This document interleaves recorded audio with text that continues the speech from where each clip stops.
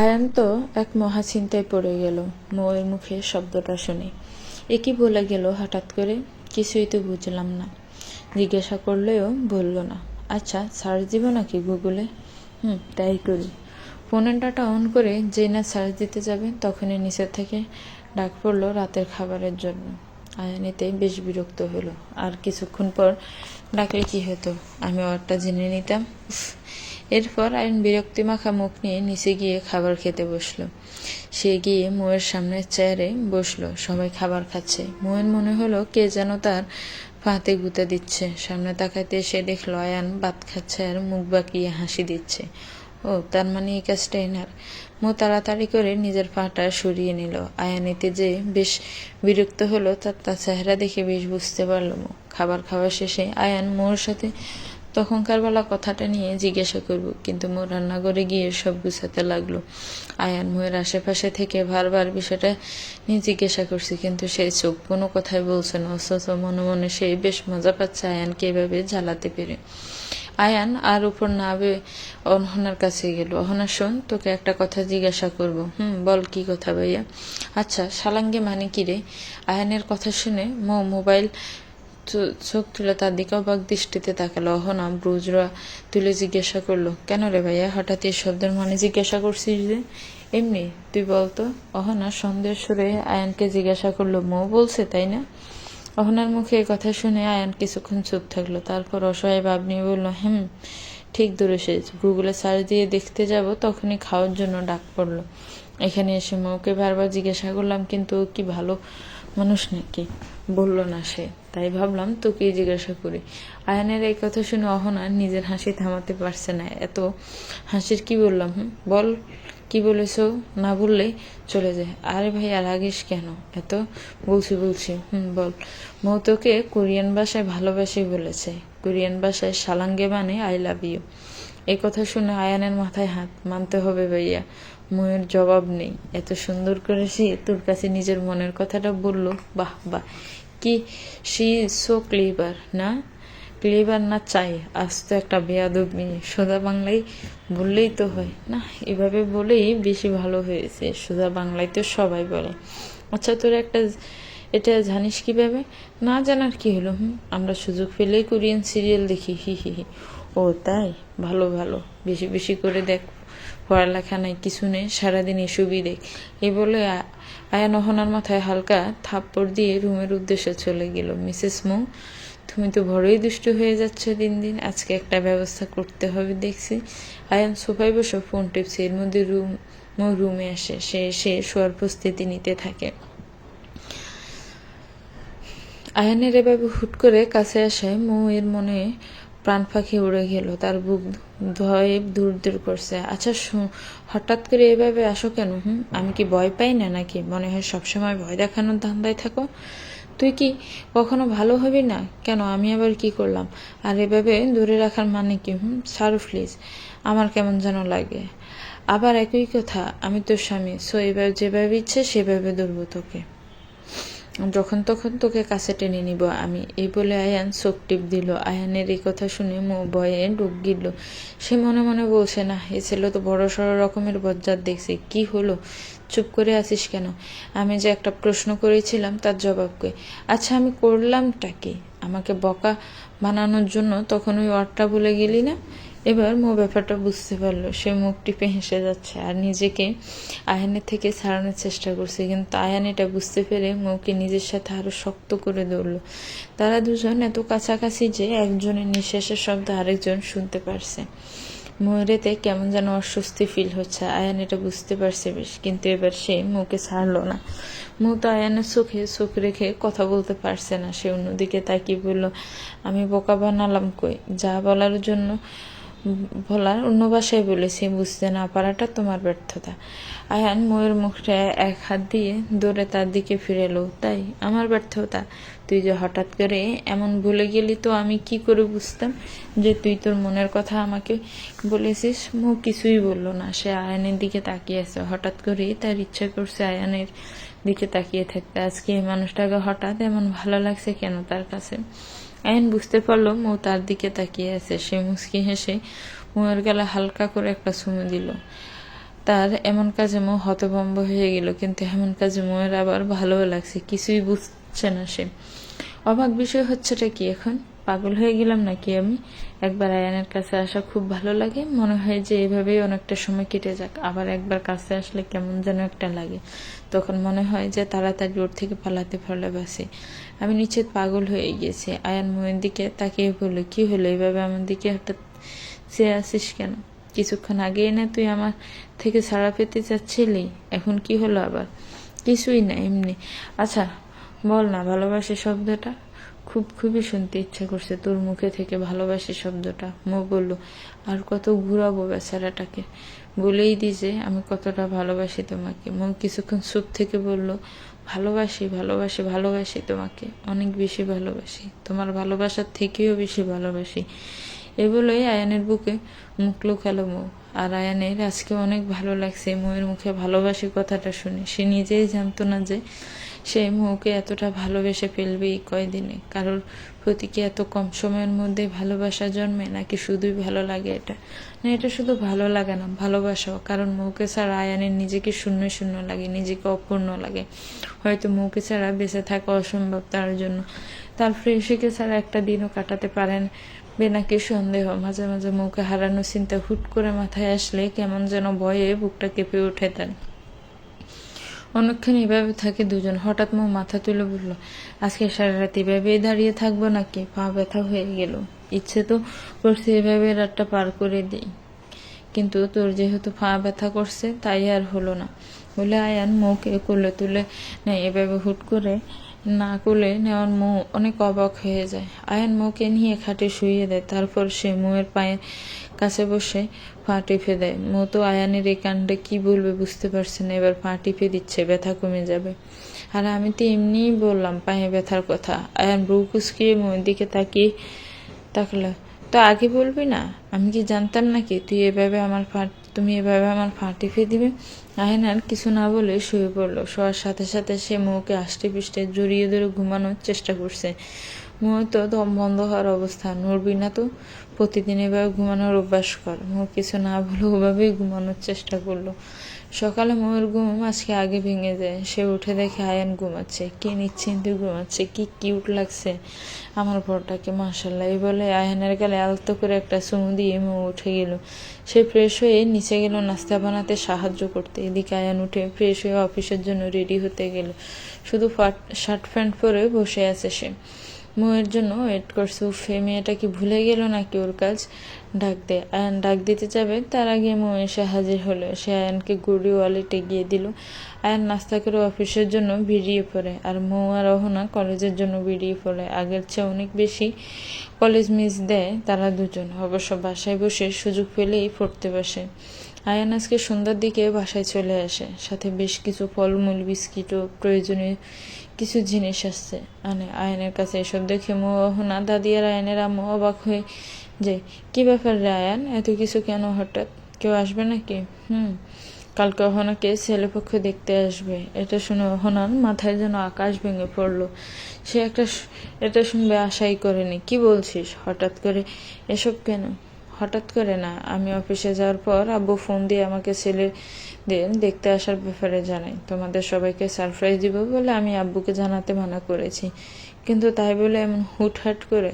এসব একটু হুটহাট করেই হয় দাদি। আর তোমরা টেনশন করো না, ছেলে অনেক ভালো। আর এটা আব্বুর এক বন্ধুর ছেলে। ছেলেটা ডক্টর, নাম ফাহাদ। তারা মেয়ে খুঁজছিল, তো ওই আঙ্কেলের হঠাৎ অহনার কথা মাথায় আসে, তাই তিনি আব্বুকে ফোন করে সব জানায়, আর আব্বু রাজি হয়ে যায়। আচ্ছা মানলাম, সব ঠিক আছে, কিন্তু তোর আব্বুও তো বাসায় নেই, আর অহনা তো রাজি হবে না আমার মনে হয় বলে তিনি অহনার দিকে তাকায়। তাকে দেখে মনে হচ্ছে আরেকটু হলে কেঁদে দিবে। আরে কোনো সমস্যা হবে না, আমি আছি তো। ছেলেরা কালকে বিকেলের দিকে আসবে, তাই সব রেডি করে রেখো। আয়ানের এই কথা শুনে অহনা এবার কেঁদেই দিল। একদম জোরে জোরে কান্না করছে সে। কান্না মিশ্রিত কণ্ঠে সে বলল, আমি বিয়ে করব না, এত তাড়াতাড়ি আমাকে তোমরা ফর করে দিবে?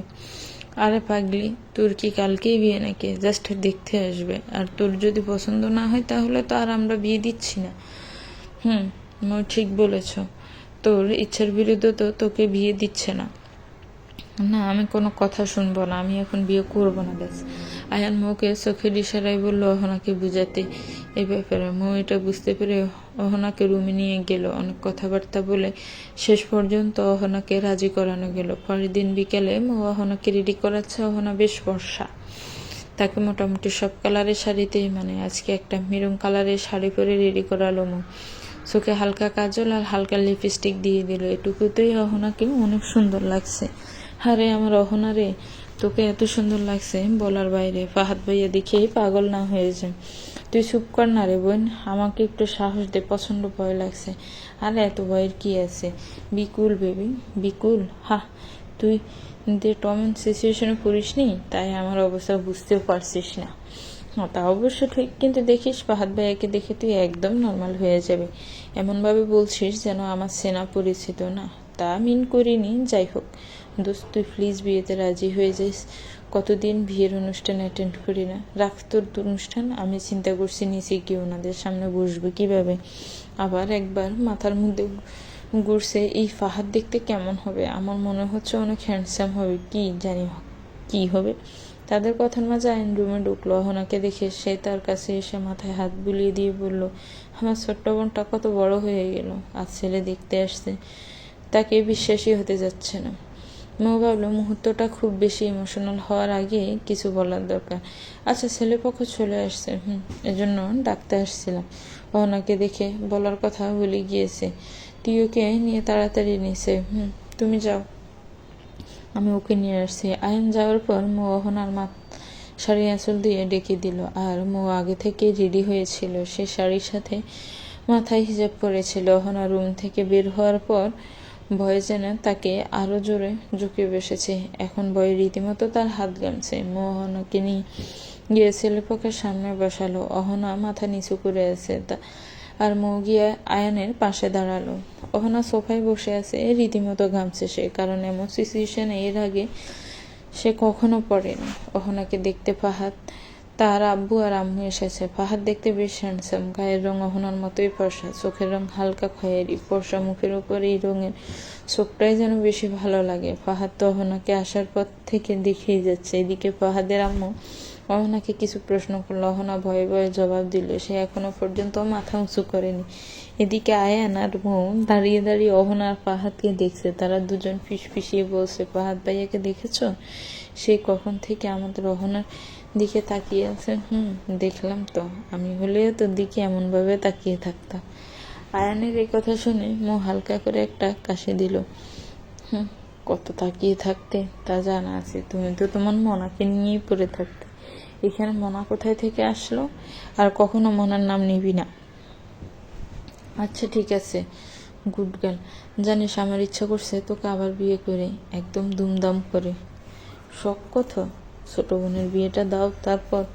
এর মধ্যে আয়ানের দাদি ডাকলো আয়ানকে। তিনি আয়ানকে রুমে এনে বললেন, শোন, ফাহাদের পরিবার চাচ্ছে যে এ বিয়েটা হোক। অহনাকে তাদের অনেক পছন্দ হয়েছে। ওনারা চাচ্ছে আজকে অহনাকে আংটি পরিয়ে রাখবে। আয়ান কিছুক্ষণ ভেবে বলে, দাদি আমি আব্বুকে ফোন দিয়ে জিজ্ঞাসা করি ব্যাপারে। তাই কর, কিন্তু তাড়াতাড়ি। এরপর আয়ান তার আব্বুকে ফোন দিয়ে এ বিষয়ে পরামর্শ নেয়। আয়ান ফোন রেখে দাদিকে বলে, আব্বু বলছে ফাহাদের ফ্যামিলি অনেক ভালো, বিয়েটা হয়ে গেলেই বরং ভালো, কারণ সেনা পরিচিত মানুষেরা। ঠিক আছে, তোর আব্বু যা বলে তাই করি। কথা শেষে আয়ানার দাদি রুম থেকে বের হয়ে আসে। আমাদের কোনো সমস্যা নেই এই বিয়েতে, আপনারা আজকেই অহনাকে আংটি পরিয়ে রাখতে পারেন। অনেক ভালো, অনেক অনেক ধন্যবাদ আপনাকে। আমার তো ইচ্ছে যত তাড়াতাড়ি অহনাকে আমাদের বাড়ির বউ করে নিতে পারি ততই ভালো। আপনাদের ফাহাদকে জিজ্ঞাসা করার কিছু আছে? না না, আমাদের ফাহাদকে অনেক ভালো লেগেছে। এমন ছেলে কি এখন খুঁজে পাওয়া যায় নাকি? এরপর ফাহাদের আম্মু বসা থেকে উঠে অহনার কাছে গিয়ে বসে। তিনি অহনার থুতনি ধরে মুখটা উঁচু করে, আপনাদের মেয়ে তো কুটিতে একটা, কে না চাইবে এমন মেয়েকে নিজের বাড়ির বউ করতে। এ বলে উনি নিজের ব্যাগ থেকে একটা আংটি বের করে অহনার হাতে পরিয়ে দিলেন। যেহেতু অহনার আঙ্গুলের মাপ ছাড়া আংটি পরানো হয়েছে, তাই একটু টাইট হয়ে গিয়েছে। বাহ, আমাদের বাড়ির বউয়ের হাতে আংটিটা অনেক শোভা পাচ্ছে, কিন্তু আংটিটা ছোট হয়ে গিয়েছে। সমস্যা নেই, আমরা আজকেই তোমার হাতের মাপ নিয়ে আংটি অর্ডার করে আসবো। আংটি পরানো শেষে দাদি মৌকে বলল সবার জন্য মিষ্টি নিয়ে আসতে। মৌ এতক্ষণ অহনাকে দেখছিল, সে বুঝতে পারছে অহনা এসবে একদম কিংকর্তব্য বিমূঢ় হয়ে পড়েছে। কিছু রিয়েক্ট করবে নাকি কিছু বলবে বুঝতে পারছে না সে। শুধু বুঝতে পারছে যে অহনা অনেক কষ্ট পেয়েছে তাদের এমন হুটহাট ডিসিশনে। এদিকে অহনার অবস্থা করুন। সে ভাবতেই পারেনি প্রথমবার দেখতে এসে তার বিয়ে ঠিক হয়ে যাবে। এখন প্রচুর কান্না পাচ্ছে তার, কিন্তু কান্না করতে পারছে না। ফাহাদের আম্মু আয়নের আম্মুর উদ্দেশ্যে বলল, ভাবি যদি কিছু মনে না করেন তাহলে আমার মনে হয় ফাহাদ আর অহনা আলাদা একটু কথা বলুক। আয়নের আম্মু খুব চিন্তায় পড়ে গেলেন। উনি ভাবছেন এভাবে কথা বলতে দেয়া কি ঠিক হবে। কিছুক্ষণ পর উনি জবাব দিলেন, ঠিক আছে ভাবি, ওরা দুজন কথা বলুক। অহনা আম্মু এই কথা শুনে শুধু হালকা অবাক হয়ে রইল। সে করুণ দৃষ্টিতে তার আম্মুর দিকে তাকালো। সে চাচ্ছিল যে তার আম্মু এতে না বলুক, কিন্তু এমন কিছুই হলো না। এর মধ্যে মৌ চলে আসলো। তাকে দায়িত্ব দেওয়া হলো অহনার ফাহাদকে ছাদ পর্যন্ত পৌঁছে দেয়া। সে অহনার ফাহাদকে ছাদে দিয়ে নিচে চলে আসলো, কিন্তু নিচে এসে সে স্থির থাকতে পারল না। খুব টেনশন হচ্ছে তার। কি বলবে অহনা, কি করবে? ফাহাদের সাথে আবার খারাপ ব্যবহার তো করবে না? এমন হাজারো চিন্তা তার মাথায় উকি দিচ্ছে। আয়ানের সাথে যে কথা বলে একটু হালকা হবে তারও উপায় নেই, কারণ আয়ান আম্মু দাদি আর ফাহাদের পরিবারের বিয়ের ব্যাপারে কথা বলছে। এদিকে অহনার অবস্থা তো যায় সোফায় বসার সামনে বসে কি কম অস্বস্তি ফিল করছিল যে এখন আবার এভাবে একা কথা বলতে পাঠালো তাকে। ফাহাদ মনে হয় অহনার সিচুয়েশনটা কিছুটা আন্দাজ করতে পারছে। সে বলল, আরে তুমি এত ভয় পাচ্ছ কেন? রিল্যাক্স হও। এই কথা শুনে অহনা মুহূর্তে ভয় দূর হয়ে রাগ এসে যায়। সে মনে মনে বলছে, বাহ বাহ, প্রথম কথাতেই তুমি। তারপর আবার বলে রিল্যাক্স হও। আমার জায়গায় থাকলে বুঝছি রিল্যাক্স কিভাবে হতে হয়। অসহ্য। অহনার ভাবনার মাঝে ফাহাদ বলল, তুমি কি কিছু ভাবছো? অহনা নিজেকে স্বাভাবিক রেখে বলল, না না, তেমন কিছু না। আচ্ছা, তুমি তো আমাকে এখনো দেখোনি, তাই না? দেখবেই বা কি করে? মাথাটা একটু উঁচু করলে তো। ফাহাদের কথা শুনে অহনার কিছুটা রাগ লাগলো। সে বিরক্তি নিয়ে মাথা তুলল তার সামনের মানুষটাকে দেখার জন্য, কিন্তু ফাহাদকে দেখে তার সব রাগ চলে গেল, কারণ ফাহাদকে দেখতে একদম কিউট ইনোসেন্ট একটা বাচ্চার মতো লাগছে। অহনা তো ফাহাদকে দেখে ক্রাশ খেলো। সে ফাহাদের দিকে হা করে তাকিয়ে আছে। অহনার এভাবে তাকানো দেখে ফাহাদ মুচকি হেসে দিল। সে বলল, তো মিস অহনা, পছন্দ হয়েছে আমাকে? আমার কিন্তু তোমাকে খুব পছন্দ হয়েছে। ফাহাদের এই কথায় অহনা কিছুটা লজ্জা পেল, কিন্তু সেই কিছু বলল না। তো আমি কি ধরে নিব আমাকে তোমার ভালো লেগেছে? কারণ চুপ থাকায় সম্মতির লক্ষণ। ফাহাদের এই কথা শুনে অহনা মুখ ফিরিয়ে একটা হাসি দিল। আচ্ছা, আমাদের এখন যাওয়া উচিত নাকি কিছু জানবে আমার ব্যাপারে? না না, থাক, চলুন নিচে যাই। এরপর তারা দুজন ছাদের থেকে নিচে যাওয়ার উদ্দেশ্যে সিঁড়ি দিয়ে নামছে। ফাহাদ হঠাৎ বলে উঠল, এখনো কি তোমার আগের মতো ভয় লাগছে? ফাহাদের এই কথাটা অহনাকে অনেক ভাবালো, কারণ আজব হলেও সত্য যে ফাহাদের সাথে কিছুটা কথা বলার পর তার একদম ভয় গায়েব হয়ে গিয়েছে। এ কি করে সম্ভব? এই মানুষটার মধ্যে কি আলাদা কিছু আছে? ফাহাদ আবার বলল, কি হলো? আমার জবাবটা পেলাম না তো। অহনা ভাবনার জগৎ থেকে ফিরে বলল, না, আর আগের মতো ভয় লাগছে না। অহনার এই জবাবে ফাহাদ বেশ খুশি হলো। তাদের নিচে নামা দেখে মৌ তাদের দিকে এগিয়ে গেল। সে অহনাকে ফিসফিসিয়ে জিজ্ঞাসা করলো, সব ঠিকঠাক? অহনা চোখের ইশারায় বলল যে সব ঠিক। এটা বুঝতে পেরে মৌয়ের বেশ শান্তি পেল। অহনার ফাহাদের বিয়ের তারিখ ঠিক হলো 2 সপ্তাহ পর। ফাহাদ আর তার পরিবার বিদায় নিয়ে চলে গেল। রাতে মৌ অহনার রুমে এসে বসলো কথা বলার জন্য। তার মানে এই জানার জন্য আকুফাকু করছে যে অহনা বিয়ের তারিখ ঠিক হয়ে যাওয়া নিয়ে কিছু বলল না কেন। অহনা বসে বসে ফোন টিপছে আর মৌকে পর্যবেক্ষণ করছে, কারণ মৌ রুমে আসার পর থেকে চুপ করে আছে, কোনো কথাই বলছে না। কি ব্যাপার দোস্ত, তুই চুপ কেন? মৌ যেন অহনার একটা কথা শোনার জন্যই এতক্ষণ বসেছিল। মনে হচ্ছে তার মুখের থেকে এখন ঝড়ের গতিতে কথা বের হবে। আমার থেকে কিছুই লুকাবি না, বুঝেছিস? আমাকে সব বল যে সাদে কি এমন কথা হলো যে ফাহাদ ভাইয়ের সাথে বিয়েতে আর তুই মানাই করলি না? কালকে তো খুব কান্না করছিলি বিয়ে করবি না বলে। অহনা কিছুক্ষণ চুপ থেকে ভাবনি বলল, আমার মন আমার ইচ্ছা। এই কথা শুনে মোর রাগ উঠে গেল। সে অহনার মাথায় হালকা চাটি মেরে বলল, আমাকে বলবি না তুই? কথা কি আমার স্টাইলে বের করব, নাকি নিজে থেকেই বলবি? আচ্ছা রে, বলছি। তারপর অহনা মোকে সব বলে। জানিস মো, আমার কেন যেন মনে হচ্ছে ফাহাদ অনেক ভালো। ওনার সাথে থেকে আমি একটুও আনকমফোর্টেবল ফিল করিনি। সাদা ওনার সাথে কিছু কথা বলার পরেই আমার মন থেকে ভয় চলে যায়। জানি না কেন, কিন্তু আমার মনে হচ্ছে ওনার থেকে ভালো লাইফ পার্টনার হয়তো পাবো না আমি। আমারও তাই মনে হচ্ছে। তোর ভাইয়েরও ফাহাদ আর তার পরিবারও অনেক ভালো লেগেছে। এভাবে করে রাত 12টা পর্যন্ত তারা গল্প করে। এর মধ্যে আবার দুজন বিয়ের অনুষ্ঠান বেশ কিছু প্ল্যানিংও করে ফেলেন। গল্প শেষে মোর রুমে এসে দেখে আয়ান ঘুমিয়ে পড়েছে। সে চুপি চুপি গিয়ে আয়ানের পাশে শুয়ে পড়ল, যাতে আয়ান টের না পায়। সকালে আয়ান তাড়াতাড়ি করে অফিসের জন্য বেরিয়ে পড়লো, কারণ আজকে অফিসে অনেক কাজ। আবার আজকে আয়ানের আব্বুও কাজের থেকে চলে আসবে। রাতে সবাই একসাথে খেতে বসেছে। হঠাৎ দাদি আয়ানের আব্বুর উদ্দেশ্যে বলল, শোন আশরাফ, আমার মাথায় একটা চিন্তা ঘুরপাক খাচ্ছে। কি চিন্তা আম্মা? ভাবছি যে অহনার বিয়ের সাথে আয়ান আর মোয়ের বিয়ের অনুষ্ঠান করলে কেমন হয়। দাদির এই কথায় সবার খাওয়া বন্ধ হয়ে যায়। আয়ানের আব্বু কিছুক্ষণ ভেবে বলে যে, আম্মা, আমারও মনে হয় আয়ান আর মোয়ের বিয়ের অনুষ্ঠানটা করে ফেলে।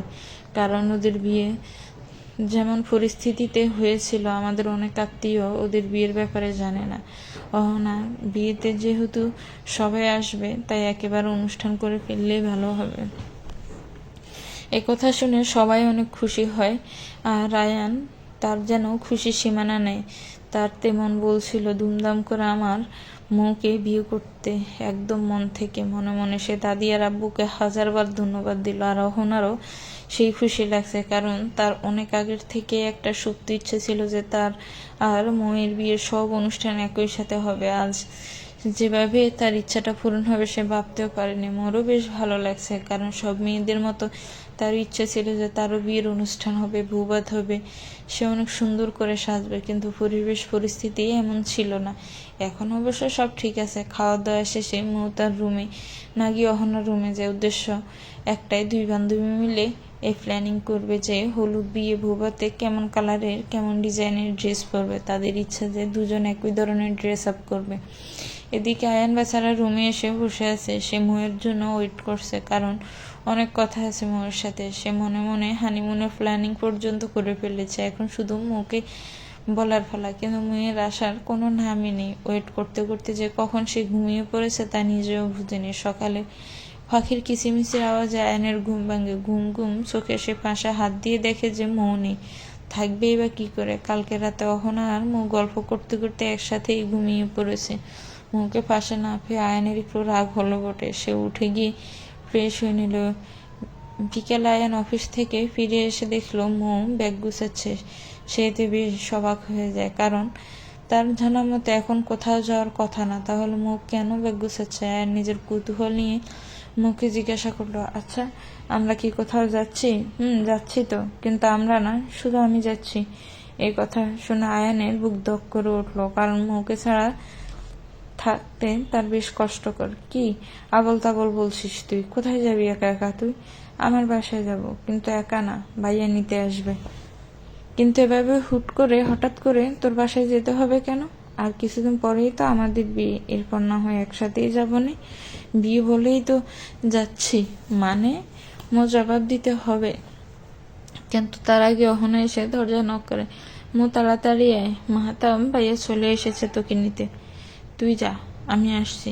আয়ানের সব যেন মাথার উপর দিয়ে যাচ্ছে। এভাবে হুটহাট করে সব হয়ে যাচ্ছে কেন সে বুঝার টাইমটুকু পাচ্ছে না। মৌ আয়ানকে বলে, আরে তুমি চুপচাপ এভাবে দাঁড়িয়েই থাকবে, নাকি আমাকে এগিয়ে দিয়ে আসবে? কি হচ্ছে এসব মৌ? আমাকে একটু বলতো। কিছুই বুঝছি না।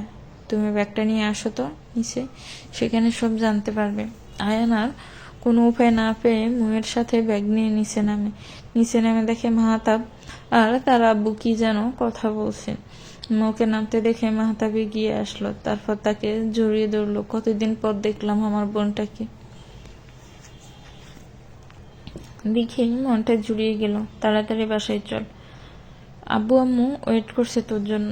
এসব দেখে আয়ানা চুপ থাকতে পারলো না। সে বলল, এখানে হচ্ছেটা কি? আমাকে কি কেউ দয়া করে বলবে?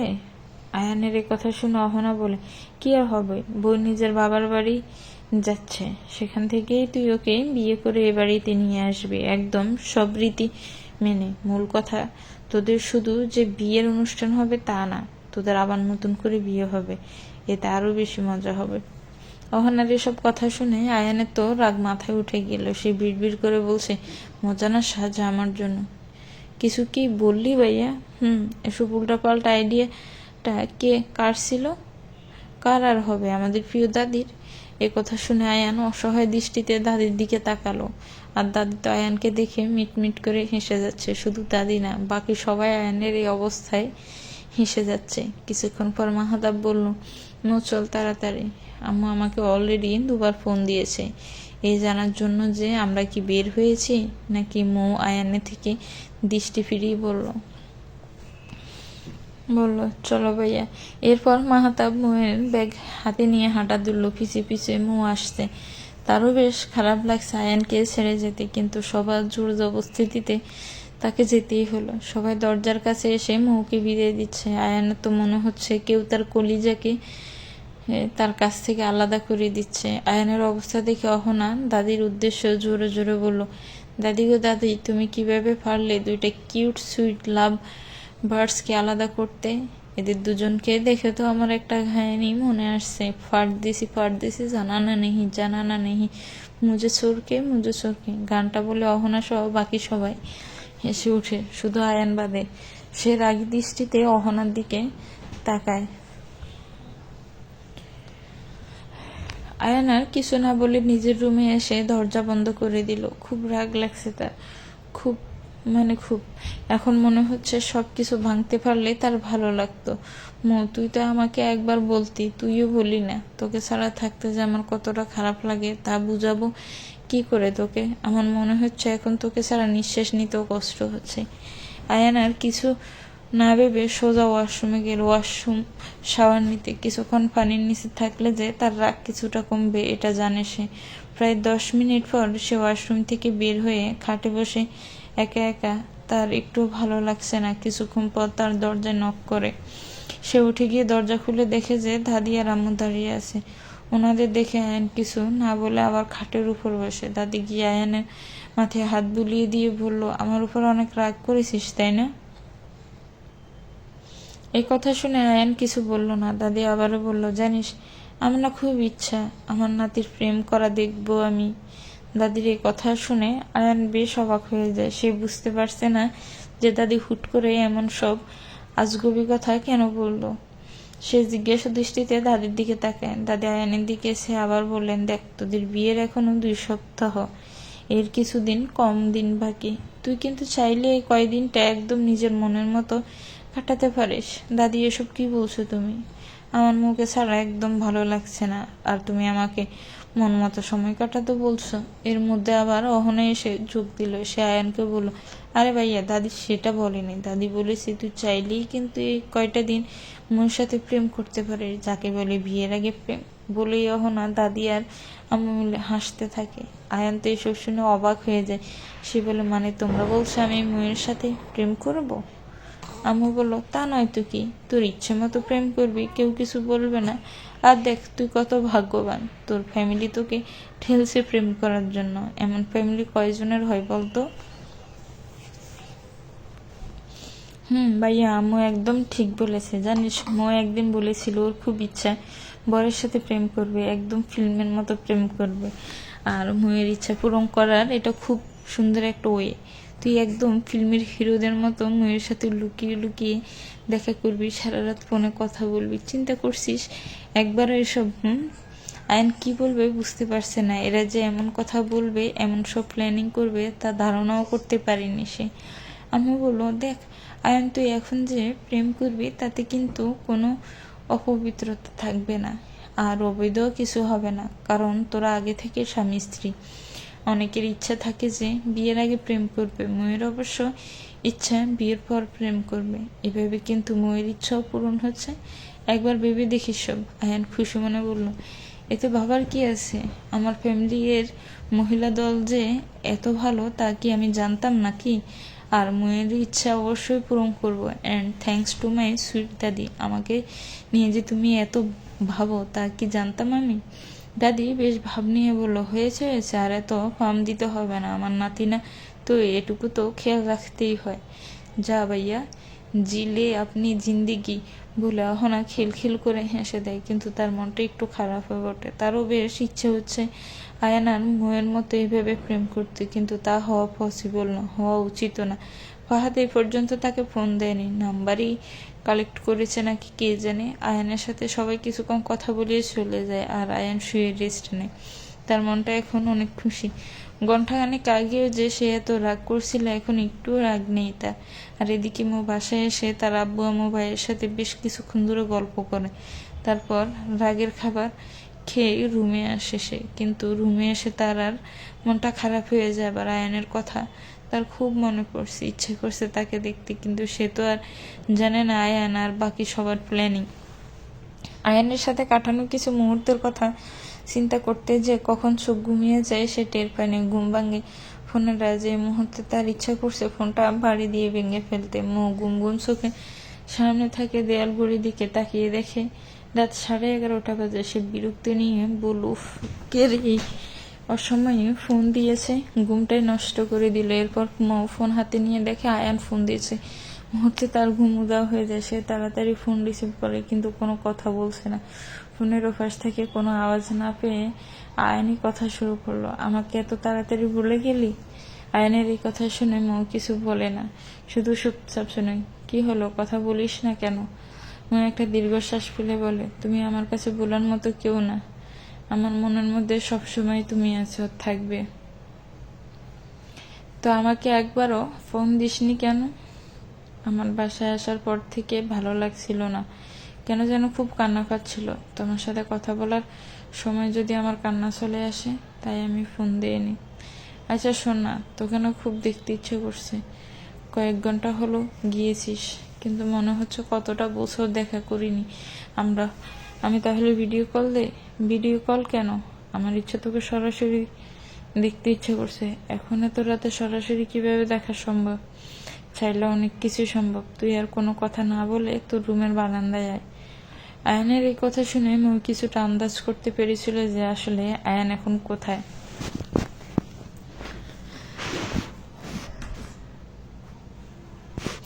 সে বারান্দায় গিয়ে তাই দেখলো, যা সে আন্দাজ করেছিল। আয়ান নিচে দাঁড়িয়ে আছে। মৌরা ভাড়া বাসায় থাকে। যে বাড়িটায় তারা থাকে তার 3 তলা, আর 3 তলা টপ ফ্লোরে, মানে 3 তলায় থাকে তাদের। আয়ন তাদের বাসার সামনে যে খালি জায়গা আছে সেখানে দাঁড়িয়ে মৌর জন্য ওয়েট করছিল। মৌ বারান্দায় যাওয়ার পর আয়ন যেন তার প্রাণ ফিরে পেল মৌকে দেখে। মৌয়েরও খুব ভালো লাগছে আয়নকে দেখে। দুজনকে দেখে দেখেই প্রায় 5 মিনিট পার করলো। মনে হচ্ছে তোকে কতদিন দেখি না। মৌয়ের জবাবে কিছু বলেনি, শুধু মুচকি হাসি দিয়েছে। রাস্তায় বড় বড় সোডিয়াম বাতিতে মৌয়ের চেহারা মনে হচ্ছে আরো সুন্দর দেখাচ্ছে আয়নের কাছে। মৌদের বাসা রাস্তার সাথে হওয়ায় তাদের রুমগুলোতেও ওসব আলো পড়ে। ফলস্বরূপ মৌয়ের যে রুমে থাকে সে রুম আলো এসে পড়েছে। এখনো দুজন চুপ হয়ে আছে। তাদের এই চুপচাপ মুহূর্তটা সাক্ষী হচ্ছে রাতের আকাশ। আকাশে পাশে জোনাকি ফোকাগুলো, জিকে ফোকাগুলো শব্দে এই মুহূর্তটা সম্পূর্ণ নীরব হয়নি। তারা তাদের মতো ডেকেই চলছে, আর নিস্তব্ধের রাতটাকে তারা নিজেদের আওয়াজে মাতিয়ে রাখছে। কিছুক্ষণ পর মৌ হেসে বলল, আমার নিজেকে কোন উপন্যাসের চরিত্র মনে হচ্ছে, মানে নিজেকে একজন প্রেমিকা মনে হচ্ছে। মৌয়ের এই কথা শুনে আয়ান হেসে উঠল। তো আমাকে কি কোনো উপন্যাসের বর্ণনা করা প্রেমিক থেকে কম মনে হচ্ছে নাকি? তা অবশ্য ঠিক। জানিস, আমার কাছে এমন লুকোচুরি দেখা করাতে আলাদা একটা ফিলিংস আসছে। মনে হচ্ছে আমাদের পরিবার আমাদের এক হতে দিবে না, দেখা করতে দিবে না, তাই আমরা এমনভাবে দেখা করছি। আয়ানের এই কথা শুনে মুখ খিলখিল করে হেসে দিল, আর আয়ান মন্ত্রমুগ্ধের মতো সেই হাসি শুনছে। এভাবে প্রায় রাত 2টা পর্যন্ত গল্প করে। পরের দিন বিকালে মাহতাব অফিস থেকে আসার সময় একটা পার্সেল নিয়ে আসে। সে বাসায় ঢুকেই আগে মৌকে ডাক দেয়। মৌ দিকে তাড়াতাড়ি আয় তো। কি হয়েছে ভাইয়া, এত ডাকছো কেন? তোর জন্য কে যেন কিছু একটা পাঠিয়েছে। দারোয়ান আঙ্কেলকে আবার সে বলেও দিয়েছে যে তুই ছাড়া অন্য কেউ যেন পার্সেলটা না খুলে। আমার জন্য কে কি পাঠাবে? মানুষ তো আছে পাঠানোর জন্য, সেই পাঠিয়েছে নিশ্চয়। এ বলে মায়ের তাও মুখ টিপা হাসে। এদিকে মৌ তো লজ্জা পেয়ে যায়। সে কোনো রকম পার্সেলটা নিয়ে রুমে এসে দরজা আটকে দেয়। পার্সেলটা একদিকে সে খুলছে আর অন্যদিকে বুকের দুক বাড়ছে। সে পার্সেলটা খুলে অবাক হয়ে যায়। সেখানে বকুল ফুলের শুকনো মালা আর হালকা লাল রঙের একটা শাড়ি দেওয়া। সে এমন কিছু আশা করেনি। বকুল ফুলের মালা নিয়ে শুকছে সে। অসম্ভব সুন্দর ঘ্রাণ বের হয় বকুল ফুল থেকে। কিছুক্ষণের মধ্যে ফুলের গন্ধে সারা ঘর মুহু মুহু করছে। মুহু এক হাতে শাড়ি আর অন্য হাতে বকুল ফুলের মালা নিয়ে আয়নের কথা ভাবছিল। তখনই আচমকা আয়নের ফোন আসে। এভাবে হুট করে ফোন বাজায় সে কিছুটা ভয় পেয়ে যায়। সে গিয়ে ফোন রিসিভ করে। ওপাশ থেকে কোনো কথা আসতে না। হঠাৎ করে আয়ান ঘান ধরল, বকুলের মালা শুকাবে, রেখে দেব তার সুরভি। দিন কি আর রাতে লুকাবে, মুছে না গো আমারই ছবি। আমি মিনতি করে গেলাম, তুমি চোখের আড়াল হও, কাছে কিবা দূরে রও, মনে রেখো আমিও ছিলাম, এই মন তোমাকে দিলাম। গান শেষ। আয়ান কিছুক্ষণ চুপ করে ছিল। দুপাশেই নীরবতা কাজ করছে। এতক্ষণ এক ধ্যানে গান শুনছিল। আয়নের কণ্ঠ অসম্ভব সুন্দর লাগছে তার কাছে। এই গানটা তার ফেভারিট গানের মধ্যে একটা। এই গান কেমন লাগলো? সব গিফট অনেক অনেক সুন্দর, সব কিছুই আমার খুব পছন্দ হয়েছে। আচ্ছা, এই মালা কোথায় পেলে তুমি? সেটা তো না জানলেও চলবে। এভাবে প্রায় 1 ঘন্টা কথা বলে তারা। কিভাবে যে সময় চলে যায় বুঝতেই পারেন না তারা। আগে মৌ ভাবতো মানুষ এত কথা বলে কিভাবে। এখন নিজে সেই সিচুয়েশনে পড়ে বুঝছে যে মানুষ কিভাবে এত কথা বলে। এভাবে দেখতে দেখতে দিন চলে যেতে লাগলো। আয়ান আর মৌ প্রতিদিন রাতে ফোনে কথা বলে আর আয়ান প্রতিদিন মৌকে এটা সেটা নানান কিছু গিফট করে। দেখতে দেখতে বিয়ের দিন ঘনিয়ে আসতে লাগলো। আয়ানদের বাসাতে যেমন মেহমানপূর্ণ, মৌদের বাসাতে এমন অবস্থা। মানুষের গিজ করছে সব রুম। এই কয়েকদিন মৌ আয়ানের সাথে যেমন কথা বলছে, বাড়িতে এত মেহমান থাকায় এখন তা সম্ভব হচ্ছে না। যখনই আয়ানের সাথে একটু কথা বলতে যাবে, হয় বড়রা কোনো কারণে ডাক দেয়, না হয় ছোটরা দুষ্টমি করে। আর এদিকে অহনা আর ফাহাদ সুযোগ পেলেই ফোনে কথা বলে। এদের দুজনকে সারাদিন ফোনের সাথে বেঁধে দিলে হয়তো এরা খুশি হতো। এই কয়েকদিনে অহনার মনে ফাহাদের জন্য ভালোবাসা জন্মে গিয়েছে। আর ফাহাদ তো দেখতে যাওয়ার দিন থেকে অহনাকে একটু একটু করে ভালোবেসে ফেলে, যা এই কয়দিনে আরো বেড়েছে। আজকে মৌ আর অহনার মেহেদি অনুষ্ঠান, তবে যার যার বাসায়। আবার হলুদের অনুষ্ঠান আর বিয়ে হবে একটা কমিউনিটি সেন্টারে। হলুদের অনুষ্ঠান 3 পরিবার একসাথে থাকবে। বাসায় 2জন মেহেদি আর্টিস্ট এনে মৌকে মেহেদি দেওয়া হচ্ছে। আজকে মৌয়ের নিজেকে মনে হচ্ছে সে নতুন বউ। যদিও বিয়ে আগেই হয়েছে আছে তার, কিন্তু এত আয়োজন দেখে নিজেকে নতুন বউ মনে করা স্বাভাবিক। 2 হাত ভর্তি মেহেদি হাতে বসে আছে সে। কোনো কাজই করতে পারছে না সে। একটু যে মজা করবে তার উপায় নেই।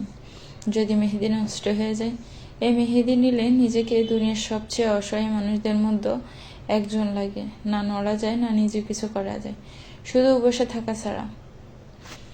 আর এদিকে অহনার মনটা খারাপ বেশ। একদিকে একটু আনন্দও লাগছে, আবার অন্যদিকে খারাপও লাগছে। আনন্দ লাগছে এই জন্য যে সে তার ভালোবাসার মানুষকে পাবে, আর খারাপ লাগছে এই জন্য যে এই ফ্যামিলিকে তার ছেড়ে যেতে হবে। কিছুদিন পরই সে এই বাড়ির মেহমান হয়ে যাবে। একথা চিন্তা করতে এক ধরনের ছাপা কান্না অনুভব করে সে।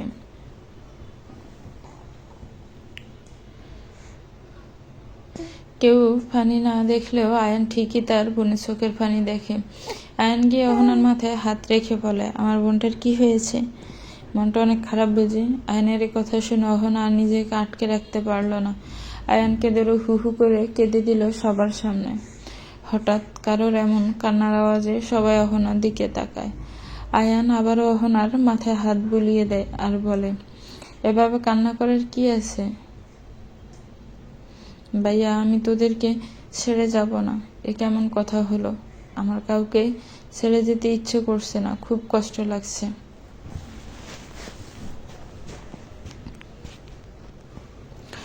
তো আমাদের মনে হয় কষ্ট লাগছে না?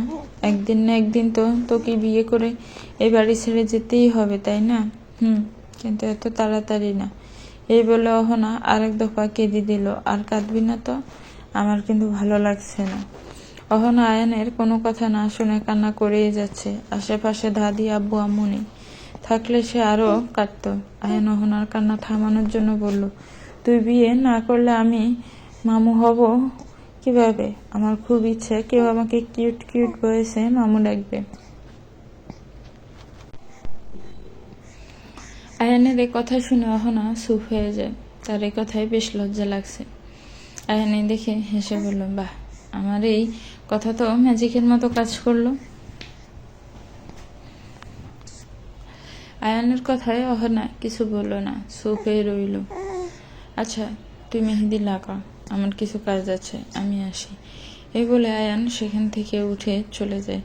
মো একা একা বসে আছে সে কখন থেকে। কেউ তার পাশে বসার সময়টুকু পাচ্ছে না, তার কাজিনরাও না। সবাই সেই নানা কাজে ব্যস্ত। এভাবে বসে থাকতে থাকতে তার ঘুম লেগে যাচ্ছে। সে হালকা চোখ বুজেও ফেলেছিল, কিন্তু কারোর ডাকে তার সেই আধো আধো ঘুম ভেঙে যায়। চোখ মেলে সে দেখে তার চাচাতো বোন দাঁড়িয়ে আছে। নাম তার মাহি, 8 বছরের একটা মেয়ে। সে বেশ পটু, কিন্তু তাকে বেশ চুপচাপ। অথচ একবার কথা বলা শুরু করলে তাকে থামানো দায় হয়ে যায়। মাহিকে দেখে বলল, কি হয়েছে? এখানে কেন দাঁড়িয়ে? আপু শোনো, আমার সাথে একটু ছাদে চলো না। এই সুন্দর সময় ছাদে কেন? একটা জিনিস দেখাবো তোমাকে। ছাদে আবার কি জিনিস? এখানে নিয়ে আসো, যাও। আরে না, সেটা ছাদেই দেখতে পাবে, এখানে আনা যাবে না। এই হাত ভরা মেহেদি নিয়ে আমি এখন ছাদে যাব? তোমাকে যেতেই হবে। আচ্ছা চলো দেখি তোমার কি এত জিনিস। এরপর মাহি আর মৌ ছাদে আসে। মাহি মৌকে ছাদের দরজা থেকে কিছুটা দূরে দাঁড় করিয়ে তাড়াতাড়ি সিঁড়ি দিয়ে নেমে ছাদ থেকে চলে যায়। মৌ তো বুঝতে পারে না এসবের কিছুই। এই মেয়েটা আমাকে ছাদে নিয়ে আসলো কিছু দেখানোর জন্য, আর নিজেই এখন চলে গেল। হঠাৎ কেউ ছাদের দরজা আটকিয়ে দেয়। মৌ তো খুব ভয় পেয়ে যায়। দিয়ে ভিড় করে বলছে, এখন ছাদে কে আসবে? তারপর আবার দরজা আটকিয়ে দিল কেন? মোয়ার তো ভয়ে গলা শুকিয়ে আসছে। সে দেখলো মানুষটি ধীরে ধীরে তার দিকে এগিয়ে আসছে। এবার বয়সে জোরে চিৎকার দিতে যাবে, কিন্তু সে মানুষটা তাড়াতাড়ি গিয়ে তার মুখ চেপে ধরে। এদিকে বয়মে জড়সড় হয়ে আসছে, কিন্তু মানুষটা কাছে আসতে সে বুঝতে পারলো এটা আর কেউই না, বরং আয়ান। মুহের তো আয়ানকে দেখে খুব রাগ হলো, কারণ এভাবে ভয় পাইয়ে ছাদে আসার কি দরকার ছিল।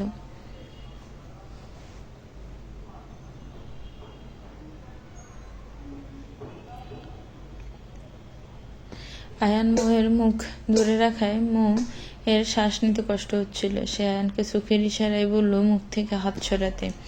আয়ান বুঝতে পেরে হাত সরায়। ও এভাবে কেউ মুখ ধরে রাখে? সরি, আসলে তুই চিৎকার করতে যাচ্ছিলি তো, তাই মুখ চেপে ধরেছিলাম। যাই হোক, এভাবে হঠাৎ করে আসলে তো এমন চিৎকার করবই। কিন্তু তুমি এখানে কেন? আজব তো, এখানে আসলেও সমস্যা? আমার শ্বশুর বাড়ি, আমি আসছি, তোর কি সমস্যা?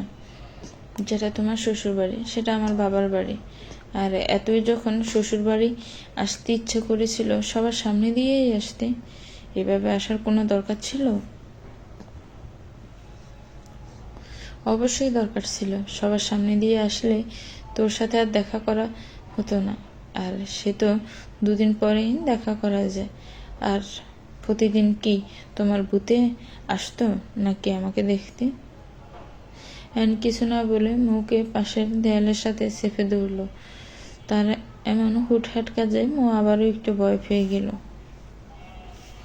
কখন থেকে তুই বকবক করে যাচ্ছিস? একটু চুপ থাকতে পারিস না? মো দুষ্টুমি করে বলল, মোটেও না, আমার চুপ থাকতে ইচ্ছে করছে না। আমি বকবক করব, আমি কথা বলবো, আমি চিৎকার করব।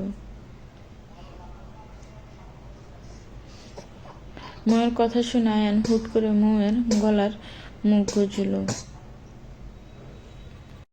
মৌ তো এমন করায় একদম ফ্রিজড হয়ে গেল, তার মুখ দিয়ে কোনো কথাই বের হচ্ছে না। এদিকে আয়ানকে ঠেলে সরাতেও পারছে না, কারণ হাতে মেহেদি দেওয়া। আয়ানের নিঃশ্বাস মৌয়ের গলায় পড়ায় সে বারবার কেঁপে উঠছে। এদিকে কিছু বলতেও পারছে না, আবার আয়ানকেও সরাতে পারছে না। কি এক অবস্থায় সে পড়ে গেল। কিছুক্ষণ পর আয়ান মৌয়ের গলা থেকে মাথা উঠালো।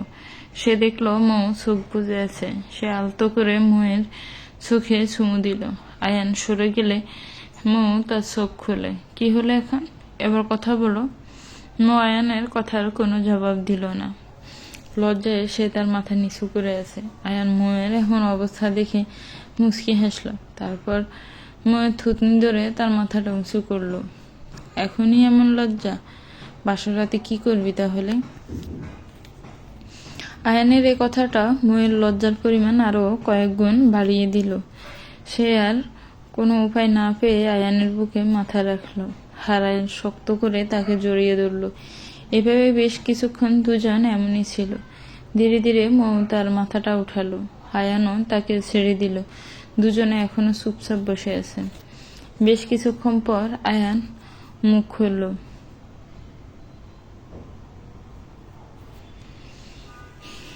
আমি কখনো ভাবতেও পারিনি যে আমি কাউকে এতটাই ভালোবেসে ফেলবো। আমি নিজেও কখনো এমন চিন্তা করিনি। জানিস, তোকে ছাড়া এই কয়টা দিন কেমন কেটেছে আমার। নিজেকে খুবই একা লাগতো, কেমন যেন অসহায়। তোকে ছাড়া একটা মুহূর্ত কল্পনাও করা দায় আমার জন্য। এর জবাবে আমিও কিছু বলিনি। সে শুধু আয়ানকে জড়িয়ে ধরেছিল। এর মধ্যে হঠাৎ করে ছাদের দরজায় কে যেন নক করে। এতে তারা দুজনে চমকে ওঠে। মৌ তাড়াতাড়ি নিজেকে আয়ানের থেকে ছাড়িয়ে নিয়ে ভয়ে ভয়ে বলে, হায় আল্লাহ, এখন ছাদে কে আসলো? আমাদের একসাথে দেখে নিলে তো মান সম্মান কিছুই থাকবে না। এক কাজ করো, তুমি এক সাইডে লুকিয়ে পড়ো। আমি দরজা খুলে সাথে সাথে বের হয়ে যে এসেছে তাকে নিয়ে নিচে চলে যাব। আয়ান মৌয়ের এসব কথা শুনে বলে, আরে আরে, এত হাইপার হচ্ছিস কেন? আমরা কি অপরিচিত কেউ নাকি? আমরা স্বামী স্ত্রী, সেভাবে দেখা করাই যায়, কেউ কিছুই বলবে না। না না, তাও কিছু বলা যায় না। আমাকে নিয়ে এরা মজা করুক, আমি তা চাই না। তুমি জলদি লুকিয়ে পড়ো তো এক জায়গায়। আচ্ছা আচ্ছা, যাচ্ছি, তুই রিল্যাক্স হ।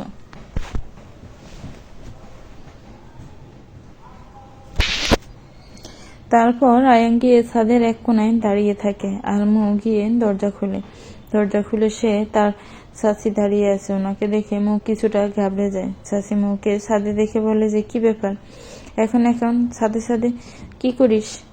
তেমন কিছু না, ওই একটু খোলা জায়গায় এসেছিলাম। ওইখানে অনেক মানুষজনের ভিতর কেমন যেন অস্বস্তি লাগছিল, তাই আর কি। ও, তো কাউকে তো বলে যেতে হয়। তোর এভাবে আসায় সবাই তোকে খুঁজছিল। আচ্ছা, এখন তো পেয়ে গিয়েছ, চলো নিচে যাওয়া যাক। চল। ছাদের থেকে চলে আসার পর মৌ যেন হাফ ছেড়ে বাঁচল, কারণ আয়ানকে চাচি দেখেনি। ওইদিকে আয়ান সুযোগ বুঝে তাড়াতাড়ি সিঁড়ি দিয়ে নেমে চলে যায়। চাচি আর মৌ রুমে এসে সবার মাঝে দাঁড়ায়। মৌ চাচি আম্মুকে উদ্দেশ্য করে বলে, দেখো ভাবি, তোমার মেয়ে ছাদে গিয়েছিল হাওয়া বাতাস খেতে।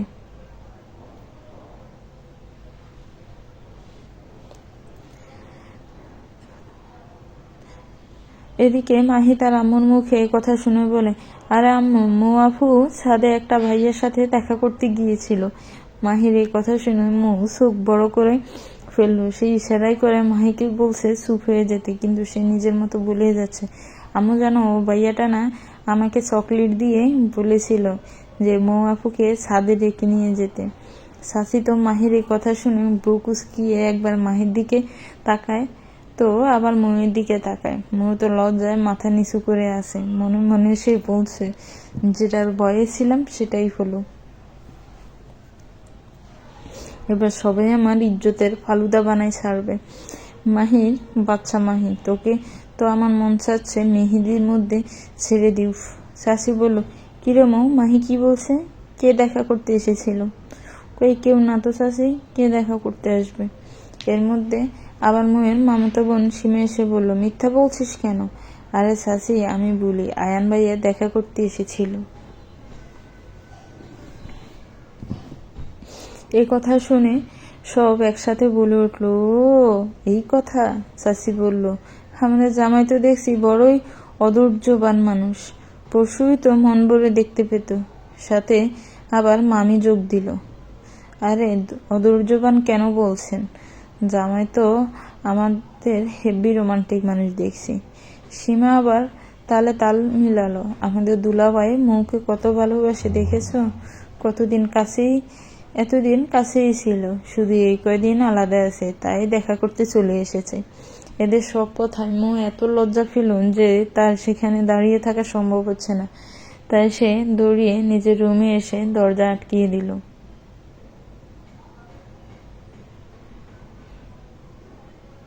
খাটে বসে সে আয়ানকে হাজারো গালি দিচ্ছে, সাথে মাহিকেও। উফ, কি দরকার ছিল এখানে আসার? 2 দিন না দেখলে কি এমন হয়ে যেত? এজন্যই এখন সবার সামনে যেতেও লজ্জা লাগছে আমার। আবার এই মহিলাটাও চুপ থাকলো না। এভাবে বলার কোন দরকার ছিল? সময় তার নিজের আপন গতিতে কেটে যায়। তেমনি কাটছে ধ্রুব আর শালুকের সময়। শালুক আজ 1 সপ্তাহ ধরে বই নিয়ে বসছে। সারাদিন অখণ্ড অবসর তার। এই অবসর শালুকের সহ্য হচ্ছে না, দম বন্ধ লাগছে শালুকের। ধ্রুব সকালে রান্না করে বের হয়ে যায়, রাতে ফিরে ঘন্টায় ঘন্টায় শালুককে কল দিয়ে কি করছি, কি লাগবে জিজ্ঞেস করে। ধ্রুবের এরকম আন্তরিকতা শালুককে আরো বিব্রত করে। কেন জানি শালুকের মনে হয় ধ্রুব হয়তো শালুককে একটু একটু ভালোবাসে। আবার পরক্ষণেই মনে হয় যে শালুক ভুল ভাবছে, হতেও তো পারে ধ্রুব এমনিতেই শালুকের কেয়ার করছে। এটা তো ধ্রুবর পুরনো স্বভাব। এসব হাবিজাবি ভাবতে ভাবতে শালুকের মনে পড়ল শালুক একটা কম্পোজিশন পড়তে বসেছে। পড়া বাদ দিয়ে এসব এলোমেলো ভাবনা ভাবছে। ধ্রুব রাতে ফিরলে নিশ্চিত পড়া ধরবে। কেন জানি শালুকের লজ্জা লজ্জা লাগে ধ্রুব ঠিকঠাক পড়া দিতে না পারলে। অথচ আগে এরকম লাগতো না। একটা ঘটনাকে কেন্দ্র করে মন মানসিকতা এইভাবে বদলে যাবে তা কি শালুক কখনো ভেবেছে? ধ্রুব একটা বড় শপে সেলসম্যানের চাকরি নিল, মাসিক 14,000 টাকা বেতনে, সকাল 8টা থেকে বিকাল 4টা পর্যন্ত। 4টার সময় বের হয়ে টিউশনিতে যায়, 7টায় টিউশনি শেষ করে বাসায় ফিরতে ফিরতে ধ্রুবর রাত 8:30 বাজে। রাতের রান্না করে নেয়। শালুক লজ্জিত হয়ে বসে রইল বিছানার উপর। মেয়ে হয়ে সে কিছুই করতে পারছে না, অথচ ধ্রুব সব কাজ করছে। ব্যাপারটা শালুককে যথেষ্ট লজ্জিত করছে। অথচ ধ্রুবর দিকে তাকালে মনে হয় তার কোনো ক্লান্তি নেই, কেমন যেন স্বতঃস্ফূর্ত থাকে ধ্রুব। আজ রাতে ফেরার সময় শালুকের জন্য ছোট ছোট কতগুলো হেয়ার ব্যান্ড, ক্লিপ, ফান্স ক্লিপে হেয়ার প্যাক, তেল নিয়ে এলো ধ্রুব। শালুক আজকে ধ্রুব বাসায় ফেরার আগে পেঁয়াজ মরিচ কেটে রেখেছিল, যাতে ধ্রুবর কাজ কিছুটা সহজ হয়। ধ্রুব কিচেনে বাটির মধ্যে এসব কেটে রাখা দেখে মুচকি হাসলো। তারপর শালুকের কাছে এসে বলল, এসব ছোটখাটো কাজ আমি অনায়াসে করতে পারি শালুক, আর কখনো তুই এসব করতে যাবি না। বিশেষ করে বাসায় যখন আমি থাকবো না, সেই মুহূর্তে ভুল করেও তুই ধাবুটি, ছুরি, আগুন এসবের ধারে কাছেও যাবি না। আমি কোনো রিস্ক নিতে চাই না তোকে নিয়ে। খবরদার শালুক, আজকে নিষেধ করে দিয়েছি আমি। শালুকের ভীষণ অভিমান হলো, গাল ফুলিয়ে বসে রইল কিছুক্ষণ। তারপর বলল, আমার খুব খারাপ লাগে। আমি মেয়ে হয়েও কিছুই জানি না রান্নার, অথচ তুমি ছেলে হয়ে সব কিছুই রান্না করতে পারছো। ধ্রুব মাছ তেলে বাঁচতে দিয়ে চুলার আঁচ কমিয়ে দিয়ে শালুকের পাশে এসে বলল, সংবিধানে কি লেখা আছে নাকি যে রান্না শুধু মেয়েদের কাজ, এটা শুধু মেয়েরাই করবে? ছেলেদের জন্য কি কোনো নিষেধাজ্ঞা আছে নাকি? কাজের মধ্যে ছেলে মেয়ে নিয়ে কোনো ভেদাভেদ নেই। আসলে আমাদের সমাজের সিস্টেম হচ্ছে এরকম। যেহেতু আমাদের পুরুষতান্ত্রিক সমাজ ব্যবস্থা, তাই পুরুষেরা মহিলাদের মাথায় এই ধারণা সেট করে দিয়েছে যে ঘরের কাজ, রান্নাবান্না, বাচ্চা সামলানো, এসব কাজ নারীর। পুরুষটা টাকা উপার্জন করছে সেহেতু নারীদের থাকতে হবে পুরুষের ইচ্ছে মতো। তারা যেভাবে চালাবে নারী সেভাবেই চলবে। অনেক পুরুষ আছে শালুক, যারা শুধু অফিসটাই করে, তারপর বাসায় এসে হম্বিতম্বি শুরু করে দেয়। এক গ্লাস পানি ঢেলে খাবে, তাও তার সম্মানে বাদে। স্ত্রী রান্না করছে হয়তো, সেখান থেকে ডেকে নিয়ে এসে বলবে আমাকে এক গ্লাস পানি দাও। অথচ তার স্ত্রী যে সারাদিন দুদণ্ড বিশ্রাম নিতে পারেনি, এটা তার মাথায় নেই। সে এক পুরনো প্রশ্ন। সে তো সারাদিন বাড়িতেই থাকে, কি কাজ করে? তেমনি এখন নারীরাও আধুনিক হচ্ছে। পুরুষের দাসত্ব তারা মানতে চায় না, কেউ কাউকে স্পেস দিতে চায় না। স্বামী স্ত্রীর সম্পর্ক হচ্ছে পৃথিবীর সবচেয়ে সুন্দর আর মধুর সম্পর্ক। আমাদের রাসূল মুহাম্মদ সাল্লাল্লাহু আলাইহি ওয়াসাল্লাম তার স্ত্রীদের সাথে কি সুন্দর ব্যবহার করতেন শালুক। তার সেই আদর্শ যদি আমরা নিজেদের মধ্যে ধারণ করতে পারতাম, তবে দেশে বিবাহ বিচ্ছেদ এত বেড়ে যেত না। প্রথম কথা হচ্ছে দুজনকেই দুজনের সমস্যা অসুবিধা বুঝতে হবে, একে অন্যের প্রতি সদয় হতে হবে।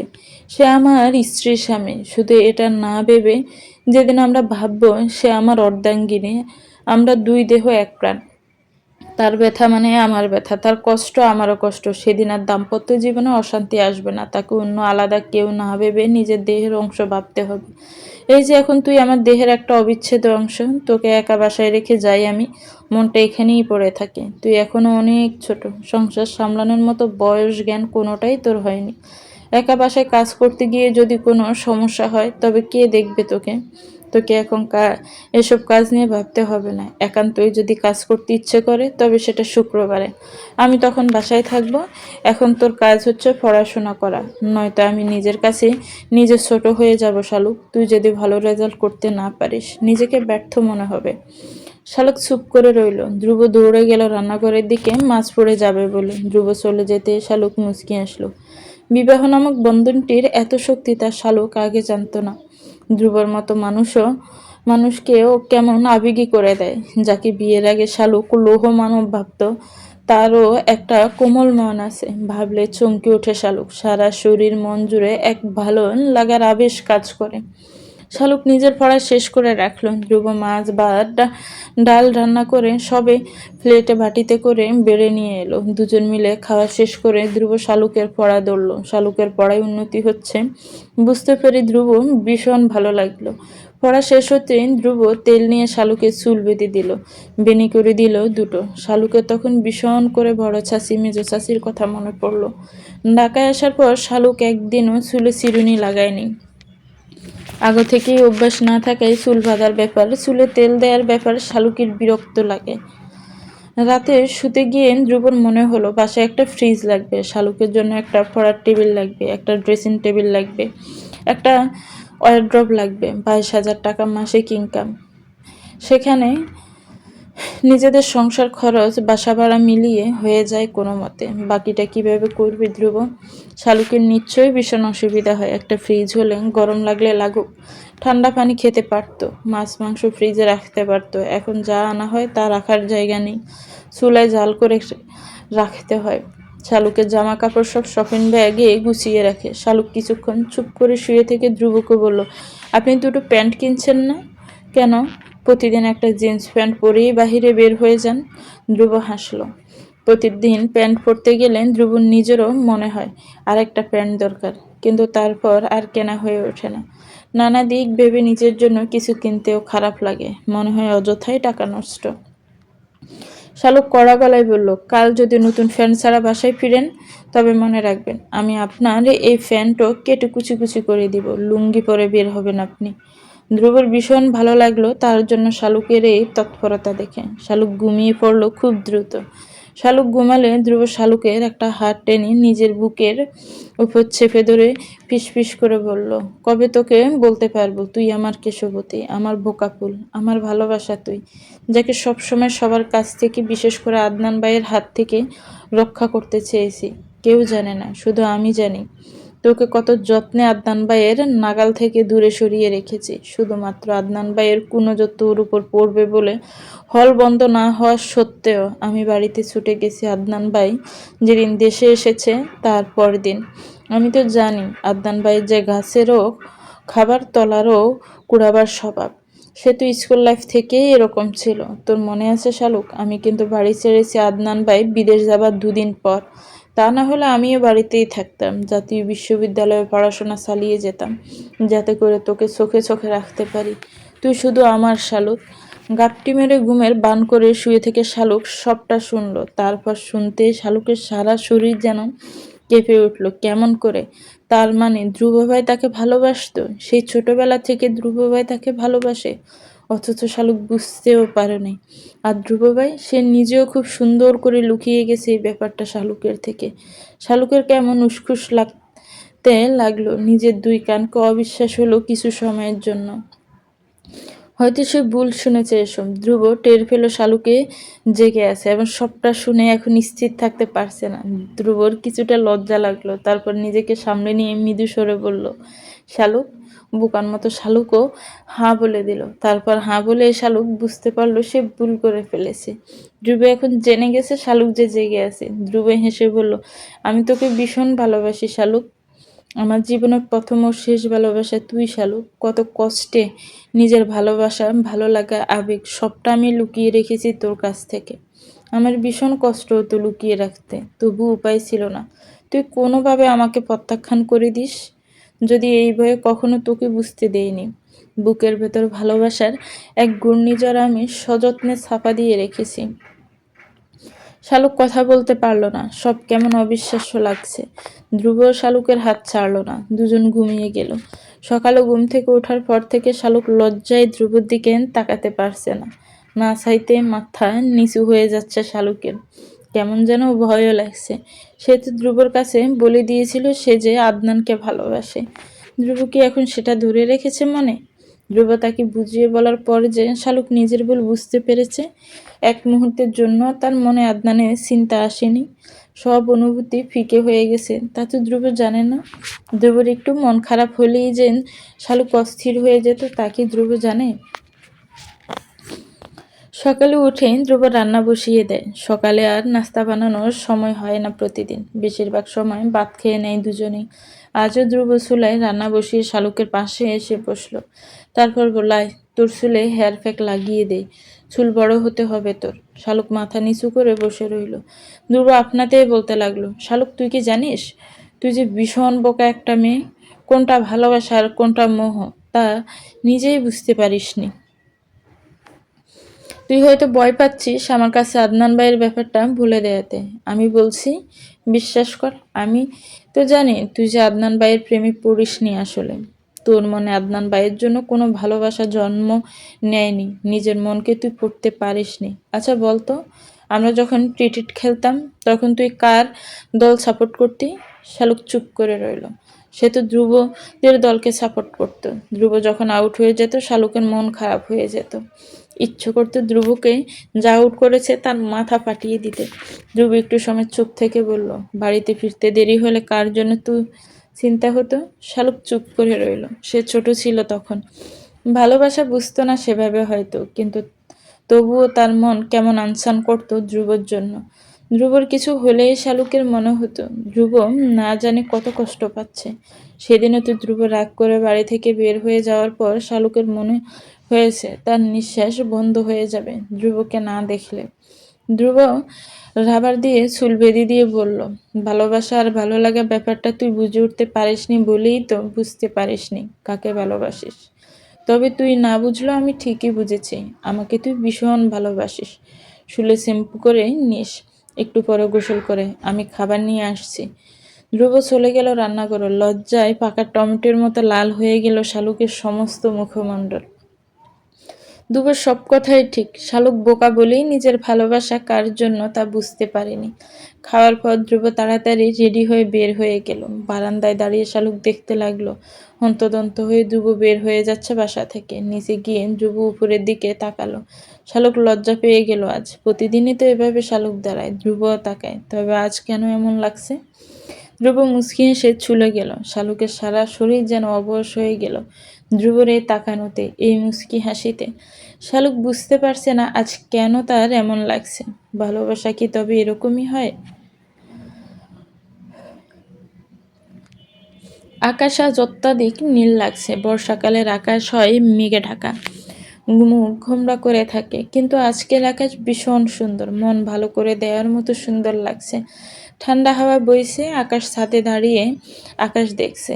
আজকে আশার বাবা মা আসবে বিয়ের কথা পাকা করতে। আশার মন আজকে ভীষণ ভালো, ফুরফুরে মেজাজে হাঁটছে ছাদে। হাঁটতে হাঁটতে একবার শালুকের রাজ্যের সামনে গিয়ে দাঁড়ালো। কিছুটা মন খারাপ হলো আশার। ধ্রুব আর শালুক বাড়ি থেকে চলে গিয়েছে আজ 18 দিন হলো। এর মধ্যে একবারও আশা ধ্রুবর সাথে কন্ট্যাক্ট করতে পারেনি। বারবার ধ্রুবর ফোন বন্ধ পেয়েছে। ধ্রুব কোনো রকম যোগাযোগ করেনি। অবশ্য ভালো করেছে যোগাযোগ না করে। সে তো আর এই বাড়িতে ফিরে আসবে না। এই বাড়ির মানুষদের যত দ্রুত ভুলে যাওয়া সম্ভব ভুলে যাক ওরা, তাহলে নিজেরা ভালো থাকবে। আদনান রেলিংয়ে পা ঝুলিয়ে বসে সিগারেট টানছে। উদাসীন দেখাচ্ছে তাকে খুব, তবে মনের মধ্যে একটা সূক্ষ্ম আনন্দের অনুভূতি সে টের পাচ্ছে। তাদের বিয়েটা হয়ে গেলে খুব দ্রুত আদনান ওখানকার সিটিজেনশিপ পেয়ে যাবে। একটা বিন্দাস লাইফ আদনানের জন্য অপেক্ষা করে আছে। আশা এগিয়ে গিয়ে আদনানের হাত খাওয়া সিগারেট নিল, তারপর নির্দ্বিধায় খেতে লাগলো। তার মন একটু বেশি খুশি। কী কারণে এত খুশি আশা এখনো ব্যাপারটা ধরতে পারছে না। আদনানের সাথে বিয়ে ফাইনাল কথা হবে, এটা একটা কারণ হতে পারে। আশা পনিটেল করে বাঁধা চুলগুলো খুলে দিল। বাতাসে চুলগুলো আশার মুখমণ্ডল রেখে দিচ্ছে। চুল সরানোর চেষ্টা করছে না আশা। আদনান মুগ্ধ হয়ে তাকিয়ে রইল আশার দিকে। তার মনে হলো ওখানে যেন শালুক দাঁড়িয়ে আছে। ওই যে শালুকের ঘাড় সমান ছোট করে কেটে ফেলা চুল। আদনান নেমে এলো রেলিং থেকে। আশার মুখে চুলগুলো সরিয়ে দিয়ে গুজে দিল কানের পিছনে। একটা ফুল গুজে দিল কানের পিছনে। আশা পা সামান্য উঁচু করে আদনানকে একটা চুমু খেলো। সেই মুহূর্তে হঠাৎ করে আবার মনে পড়ে গেল এই আশা শালুক নয়, শালুক নেই, হারিয়ে গেছে তার শালুক। কোথায় গেছে তা আদনান জানে না। সবচেয়ে কষ্টকর বিষয় হচ্ছে বাকিটা জীবন শালুক হয়তো আদনানের সাথে কথা বলবে না, যদি কখনো দেখা হয়ে যায়। আদনানের বুকের ভেতর ভারী হয়ে গেল নিজের জীবনটা গুছিয়ে নেওয়ার জন্য। যেমন আশাকে দরকার ছিল অপশন হিসাবে, তেমনি আজীবন সংসার করতে শালুককে দরকার ছিল।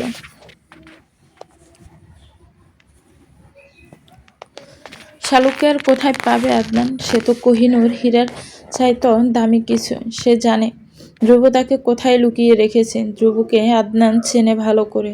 আত্মসম্মানী ধ্রুব কিছুতেই এই বাড়ি ফিরে আসবে না, যেখানে তাকে আর শালুককে অপমান করা হয়েছে। ছোটবেলা থেকেই ও তো প্রবল আত্মসম্মানবোধ। আদনান ঠিক করলো আশাকে ছেড়ে দেওয়ার পর বিয়ে করবে শালুক নামের কাউকে। যে আশার জন্য এত কাণ্ড ঘটে গেল, তাকে আদনান নিজের স্বার্থ সিদ্ধির পর কিছুতেই জীবনে রাখবে না। আশার পশ্চাতে 2 লাথি মেরে আদনান তাকে বের করে দিবে জীবন থেকে। লাথি দেওয়ার স্টাইলও আদনান ভেবে রেখেছে। তারপর খুঁজে বের করবে শালুক নামের একটা মেয়েকে। দুধের স্বাদগুলো মেটানোর চেষ্টা করবে আদনান। এসব ভাবতেই আদনানের মন ভালো হয়ে গেল। আশার ঝুঁকে নিচের দিকে তাকিয়ে বলল, আফিফা চলে এসেছে, চলো আমরা নিচে যাই। আদনান দ্বিধান্বিত হলো। বিয়ের পর থেকে আফিফা তাকে সম্পূর্ণভাবে অপেক্ষা করে চলছে। সে যে আফিফার আপন বড় ভাই, তাহা যেন আফিফা ভুলেই গেছে। মানুষ শত্রুর সাথেও দেখা হলে মুচকি হাসে, আফিফা তাও করছে না। কেমন চোখ মুখ শক্ত করে রাখে আদনান আশেপাশে গেলে। আফিফার স্বামীর সাথে হ্যান্ডশেক করলো আদনান। লোকটা আফিফার চাইতে একটু খাটো, মাথায় চুলও কম, অথচ আফিফার সুন্দরী। দুজনকে যেন মানাচ্ছে না। আশা কিছুক্ষণ তীক্ষ্ণ দৃষ্টিতে তাকিয়ে রইল আফিফার স্বামীর দিকে। আশাকে এভাবে তাকাতে দেখে লোকটা আশার দিকে তাকিয়ে রইল নির্বিশেষে। আশার হঠাৎ করেই মনে হলো এই লোকটা আফিফাকে ভীষণ ভালো রাখবে। এদের বাহ্যিক দিক থেকে অমিল হলেও মনের দিক থেকে যথেষ্ট মিল হবে। আফিফা বিয়ের পর এই তৃতীয়বারের মতো বাবার বাড়ি এসেছে, অথচ তার মনে হচ্ছে যেন যুগ যুগ ধরে বাবার বাড়ি আসে না। বুকের ভেতর কাঁপছে আফিফার। জহির ভাই নিশ্চয়ই আর বাড়িতে আসেনি। পুরো বাড়ি কেমন খা খা করছে। মা চাচিকে ধরে আফিফা কান্নায় ভেঙে পড়ল। কেমন দম বন্ধ করা অনুভূতি হচ্ছে আফিফার। এখনও তার বিশ্বাস হচ্ছে না তার বিয়ে হয়ে গেছে অন্য কারোর সাথে। এই অনুভূতি এত বিশ্রী কেন আফিফা জানে না। গভীর রাতে যখন স্বামী স্ত্রী একান্তে সময় কাটাতে যায়, সেই মুহূর্তে আফিফার মনে হয় একটা বিষাক্ত তীর তার হৃৎপিণ্ডে এপর ওপর করে দিচ্ছে। খুব যত্নে নিজের অনুভূতি লুকিয়ে রাখে আফিফা। এই দম বন্ধ করা কষ্ট থেকে মুক্তি পাবে কবে? এই যন্ত্রণা ফিকে হবে কবে? যদি পারত তবে মন থেকে জহির ভাইয়ের নামটাই মুছে দিত সে। সবার সাথে কথা শেষ করে আফিফা চুপি চুপি জহিরের রুমে গেল। একটা খাট, একটা টেবিল আর একটা আলমারি ছাড়া এই ঘরে আসবাবপত্র বলতে আর কিছুই নেই। দেয়ালে জহির, আদনান, ধ্রুবর একটা ছবি আছে শুধু। আফিফা ছবিটির দিকে অশ্রু সজল নয়নে তাকালো। লাজুক চোখে তাকিয়ে আছে জহির ভাই তার দিকে। ফিসফিস করে আফিফা বলল, কেন আমার হলে না তুমি? আমার আজীবনের আক্ষেপ রয়ে যাবে তোমাকে না পাওয়া। একটা জীবন শেষ হয়ে যাবে তুমি নামক যন্ত্রণা নিয়ে। জীবনের শেষ দিনে দাঁড়িয়েও আমার তোমার কাছে প্রশ্ন থাকবে, কি এমন ক্ষতি হতো আমাকে আপন করে নিলে? তুমি আমার জীবনের এমন এক অপূর্ণতা, যে অপূর্ণতা পৃথিবীর সব কিছু দিয়েও পূর্ণ হবে না। আমি তোমায় সত্যিই ভালোবেসেছি। আফিফা আসার খবর পেয়ে শাপলা ছুটে এলো। খুঁজতে খুঁজতে জহিরের রুমে পেয়ে গেল আফিফাকে। এসে আফিফার বুকে ঝাঁপিয়ে পড়ল শাপলা। বহু বছর পর যেন দুই বোনের দেখা হয়েছে। কান্নার জন্য কেউ কারোর সাথে কথা বলতে পারছে না। কথা বলছে তাদের দুজনের চোখের নোনা জল।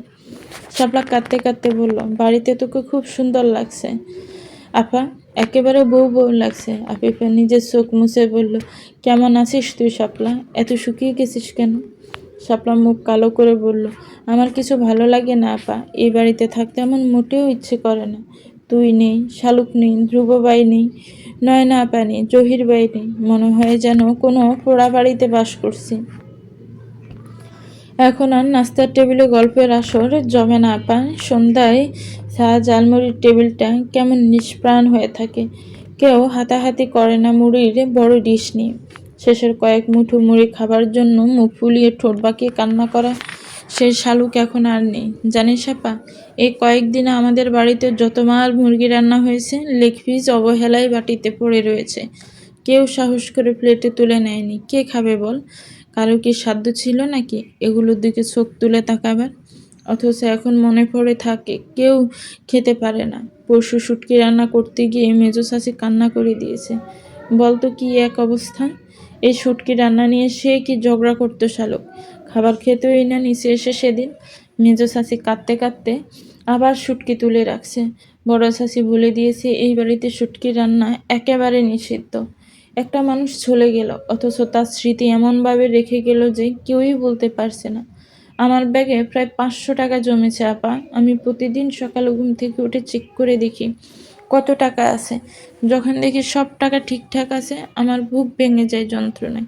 কণ্ঠ অবরুদ্ধ হয়ে যায় কান্নায়। কেন ব্যাগে টাকা থাকে আপা বলতো? শালুক কেন আমার ব্যাগ থেকে টাকা নেয় না? আমি প্রতি রাতে ঘুমাতে গেলে বলি, তুই সব টাকা নিয়ে নে শালুক, আমি একটু শব্দও করব না। তবুও শালুক আসে না আপা। কতদিন শালুক আমার সাথে ঘুমায় না। আমার ভীষণ একা লাগে। রাতে ঘুম থেকে জেগে উঠি, মনে হয় শালুক যেন ডেকে বলছে, আপা উঠ না, টয়লেটে যেতে ভয় করছে। খাটের নিচে মনে হয় কেউ আছে। আমি তাকিয়ে দেখি আমার বিছানা পাকা। আমার ছোট বোনটা আমার পাশে নেই আপা। কোথায় গেলে শালুককে পাবো আপা? কেন এত অন্তর পড়ে যায় শালুকের জন্য? আফিফা কি জবাব দিবে জানে না। তার নিজেরই বুক কাঁপছে শালুকের জন্য। শালুক একটা টুনটুনি পাখির মতো ছিল, যে সারাদিন লাফিয়ে ঝাঁপিয়ে বেড়াতো। সবচেয়ে চঞ্চল আর দুষ্টু ছিল। কোথায় কোথায় আছে সেই শালুক এখন? এখন কি আগের মতো উড়াউড়ি করছে শালুক? ধ্রুবকে শালুককে সামলাতে পারছে? শালুককে ভালোবাসে না এরকম কেউ নেই এই বাড়িতে। শাপলা একটু থেমে বলল, জানিস আপা, কাল ভিক্ষে চাইবার জন্য এক মহিলা এলো। আমি গিয়ে চাল দিয়ে আসতে জিজ্ঞেস করলো, শালুক মা নেই বাড়িতে? আমি তো অবাক হয়ে গেলাম ওনার মুখে শালুকের নাম শুনে। উনি হেসে বললেন, শালুক নাকি সবার আড়ালে ওনাকে বড় মগে করে এক মগ মগ চাল ডাল দিত। ওনার একটা ছোট নাতি আছে। নাতিকে রেখে ওনার মেয়ে মারা গেছে। সেই নাতির জন্য নাকি শালুক খেলনা কিনে দিত। বাড়ি থেকে ফলমূল যা পেত সব লুকিয়ে দিয়ে দিত ওনাকে। শুনে আমার এত কান্না এলো। আমার বোনটা এত ভালো ছিল কেন আপা? এতই যখন ভালো ছিল, ওর সাথে এরকম বাজে কাজ কেন হলো আপা? আমি জীবনেও আদনান ভাইকে ক্ষমা করব না আমার ছোট্ট ফুরির মতো বোনটির জীবন নষ্ট করার জন্য। আফিফা বলল, করিস না ক্ষমা, আল্লাহর কাছে হাত তোলার নাম ধরে বদদোয়া দিবি ওকে, যেমন আমি দিই প্রতি ওয়াক্তে নামাজ পড়ে। ও আমার ভাই না, ও একটা জানোয়ার, বনের পশু, ওর চাইতে ভালো আছে। আশার মা বাবা মামা খালারা এলো দুপুরের সময়। খাওয়ার পরেই সবাই মিলে বসলো বিয়ের ব্যাপারে কথা বলতে। আদনানের উপর রাগ থাকলো, আদনানের দুই চাচা চাচিও উপস্থিত থাকলো এই আলোচনায়। বাড়ির সবাই উপস্থিত থাকলো। আশার বাবা বাংলা বাংলায় বললেন, খুব তাড়াতাড়ি বিয়ের কাজ সেরে ফেলতে চান তিনি। তাকে থামিয়ে দিয়ে আশার মা কথা বলতে লাগলো। আশা তখন সিতারা বেগমের রুমে গিয়ে একটা ফান বানিয়ে নিয়ে এলো। সেই ফান মুখে পুরে চিবুতে চিবুতে বসার ঘরের দিকে আসতেই শুনলো বিয়ের কথা হচ্ছে। আদনান একটা লাল পাঞ্জাবি পরে বরের মতো লাজুক ভঙ্গিতে বসে আছে। আশার ভীষণ হাসি পেল। আগে কয়েকবার সিতারা বেগমের থেকে পান নিয়ে খেয়েছে আশা, কিন্তু এটার টেস্ট আসলে কেমন তা বুঝতে পারছে না, তাই আজ আবারও খাচ্ছে।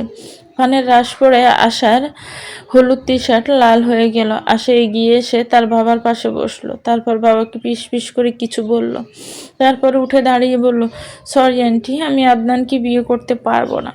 আদনানের মাথায় যেন আকাশ ভেঙে পড়লো মুহূর্তে। আশা কি বলছে এসব? আশা আগের মতো স্বাভাবিক আদনানের কাছে গিয়ে বলল, আমাকে আর একটু ফান দিতে পারবে? আজকে দাদির কোটা থেকে চুন খেয়েছি, পানের সাথে এমন মুখের ভেতর কোথাও লেগে গেছে মনে হচ্ছে। আদনান কথা বলার শক্তিও পাচ্ছে না। এই মেয়ে তাকে বিয়ের জন্য রিজেক্ট করে দিয়ে কি অবলীলায় কথা বলে যাচ্ছে তার সঙ্গে। আদনানের বাবা জিজ্ঞেস করলেন, সমস্যা কোথায় আশামা? আশা একটু ভেবে বলল, আমি আদনানকে আমেরিকা থেকে অবজার্ভ করছি আঙ্কেল। ওর চোখে আমি কখনো আমার জন্য ভালোবাসা বা সম্মান দেখিনি, দেখেছি লোভ। নিজের ভাইয়ের সাথে ও নিজে কি বাজে একটা কাজ করেছে। ও ভীষণ সেলফিশ মানুষ। নিজের চাওয়া পূরণ হলে আমাকে ছেড়ে দিতেও এক মুহূর্ত দেরি করবে না। আমি জানি আমাদের কালচারে এসব ছাড়াছাড়ি কোনো ব্যাপার না, কিন্তু সমস্যা হচ্ছে যে আমি জানি এই মানুষটা একটা সময় আমাকে ছেড়ে যাবে। সে যা করছে সব অভিনয়। আগে থেকে যখন এটা বুঝতে পেরে যায় কেউ যে তার বিপরীতে থাকা মানুষটি তার সাথে অভিনয় করে যাচ্ছে, তখন তার পক্ষে আসলেও সম্ভব না সেই মানুষের সাথে থাকা। তার আন্তরিকতাও তখন মেকি মনে হয়।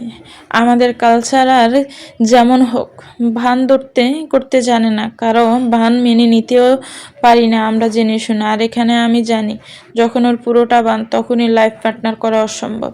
কেউ কিছু বলতে পারলো না আশার কথার জবাবে। কি বলবে? আশা তো মিথ্যে কিছু বলেনি। হঠাৎ করে আশা ধরতে পারলো তার মন সকাল থেকে এত ভালো কেন। এই যে আদনানকে এভাবে রিজেক্ট করে দিবে তা তার অবচেতন মন আগেই জানতো, তাই তো এত আনন্দিত লাগছিল আশার। আশা বসে আছে নিশ্চিত ভঙ্গিতে। আদনানের পেটের মধ্যে ঘূর্ণিঝড় শুরু হয়ে গিয়েছে। পেটে মোচড় দিয়ে উঠলো আশার কথা শুনে। আদনান কল্পনাও করেনি তীরে এসে আশা এভাবে তরি ডুবিয়ে দিবে। সকালে আশাকে যেভাবে 50 দেশের লাথি দিবে ভেবেছিল, এখন দেখতে পাচ্ছে সেই লাথি যেন তার নিজের 50 দেশে দিয়েছে আশা। দাবার এক ছক এভাবে বদলে যাবে আদনানের ভাবনাতেও আসেনি। এখনো আদনানের অবিশ্বাস লাগছে। একটু আগেই তো আশা ছাদে আদনানের গালে চুমু খেলো, তখনও তো মনে হয়নি আশা এরকম কিছু করবে। তবে হঠাৎ করে এরকম করলো কেন? আদনান উঠে গিয়ে আশার হাত চেপে ধরে বলল, এভাবে আমার লাইফ নিয়ে তুমি খেলা করতে পারো না আশা। এই মুহূর্তে এসে তুমি কিছুতেই এরকম সিদ্ধান্ত নিতে পারো না। আশা মুচকি এসে আদনানের হাত থেকে নিজের হাত ছাড়িয়ে নিয়ে বলল, লিসেন আদনান, আমাদের মধ্যে এরকম কোনো কমিটমেন্ট ছিল না যে আমরা বিয়ে করবই। আমি তুমি দুজনেই অ্যাডাল্ট, দুজনের সম্মতিতে আমরা ঘনিষ্ঠ সময় কাটিয়েছি। তার মানে এই নয় যে আমার তোমাকে বিয়ে করতেই হবে। আর যদি এরকম হয় যে বিয়ে করব বলেছি বলে বিয়ে করাই লাগবে, তাহলে তো তোমার উচিত ছিল তোমার কাজিন সিস্টার নয়নাকে বিয়ে করা। আমি যতদূর বুঝেছি তোমাদের মধ্যে লাভ রিলেশনশিপ ছিল, আঙ্কেল আন্টির মনসম্মতিও ছিল, তবে শেষ পর্যন্ত তুমি তাকে বিয়ে করনি। সেখানে আমি কেন তোমাকে বিয়ে করব? তুমি বয়ফ্রেন্ড হিসেবে তো পারফেক্ট না, হাজব্যান্ড হলো তো অনেক রেসপন্সিবিলিটি, সেখানে তুমি 0 out of 10। আর যাতে সাহেব উঠে আসার পাশে দাঁড়িয়ে বললেন, এই সময়ে তুমি এরকম সিদ্ধান্ত নিলে আমাদের মান সম্মান আর থাকবে না মা। আশা ব্রু কুটি করে নিজের বাবার দিকে তাকালো। আশার বাবা ভাঙা ভাঙা বাংলা ইংরেজি মিলিয়ে যাহা বললেন তার মানে হলো, আমার মেয়ের যেহেতু এই বিয়েতে মত নেই, সেখানে তাকে জোর দেওয়ার কোনো মানে হয় না, এই বিয়ে হবে না। বিদায় নেওয়ার সময় আশা সবার থেকে বিদায় নিল। আদনানের কাছ থেকেও হেসে বিদায় নিয়ে চলে গেল বাবা মায়ের সাথে। হতভম্ব হয়ে আদনান দাঁড়িয়ে আসার গমন পথের দিকে তাকিয়ে রইল, যেমন করে সেদিন তাকিয়ে দেখেছে শালুকের চলে যাওয়া। আদিবা বেগম ছেলের সামনে গিয়ে বললেন, পাপ কখনো বাপকেও ছাড়ে না। আজ আমার অন্তরের জ্বালা কিছুটা হলেও জুড়িয়েছে। এবার বুঝতে পেরেছিস তো লজ্জা জিনিসটা কি? অবশ্য তুই বুঝবি না, তোকে আমি মানুষ বানাতে পারিনি। লজ্জা আমার হওয়া উচিত, তোর মতো ছেলের মা হয়েছি বলে। আদনান ধীর পায়ে নিজের রুমে চলে গেল। একুল ওকুল দুই কুল হারিয়ে আদনানের নিজেকে রিক্ত শূন্য মনে হচ্ছে। আশা যদি বিয়ে করবে না বলেই ভেবে রেখেছিল, কেন আগে জানালো না তাকে? তাহলে তো আদনান শালুককে হাতছাড়া করতো না কিছুতেই। নিজেকে কেমন পাগল পাগল লাগছে আদনানের। বিচিত্র এই জীবনের কতটুকুই বা মানুষ জানে। বুকের ভেতর একটা হাহাকার কাজ করছে, আদনানকে ব্যথিত করছে। শালুকের স্কুলে রিপিট টেস্ট এক্সাম শুরু হবে আগামীকাল থেকে। ধ্রুবর নতুন চাকরি, নতুন টিউশনি। এই মুহূর্তে শালুককে নিয়ে ধ্রুব কিছুতেই ঘামে যেতে পারছে না। রাতে বাসায় ফিরে ধ্রুব স্কুলে কল দিল, নিজেদের সব সমস্যার কথা খুলে বলল। তারপর জানালো শালুকের পক্ষে পরীক্ষায় হাজির হওয়া এই মুহূর্তে অসম্ভব। শালুককে অনেক রিকোয়েস্ট করে ধ্রুব শালুকের এক্সাম দেওয়া বাদ দেওয়ালো, তবে স্যারকে অনুরোধ করলো যাতে করে প্রতিদিনের এক্সামের প্রশ্নটা ধ্রুবকে মেসেঞ্জারে পাঠিয়ে দেয়।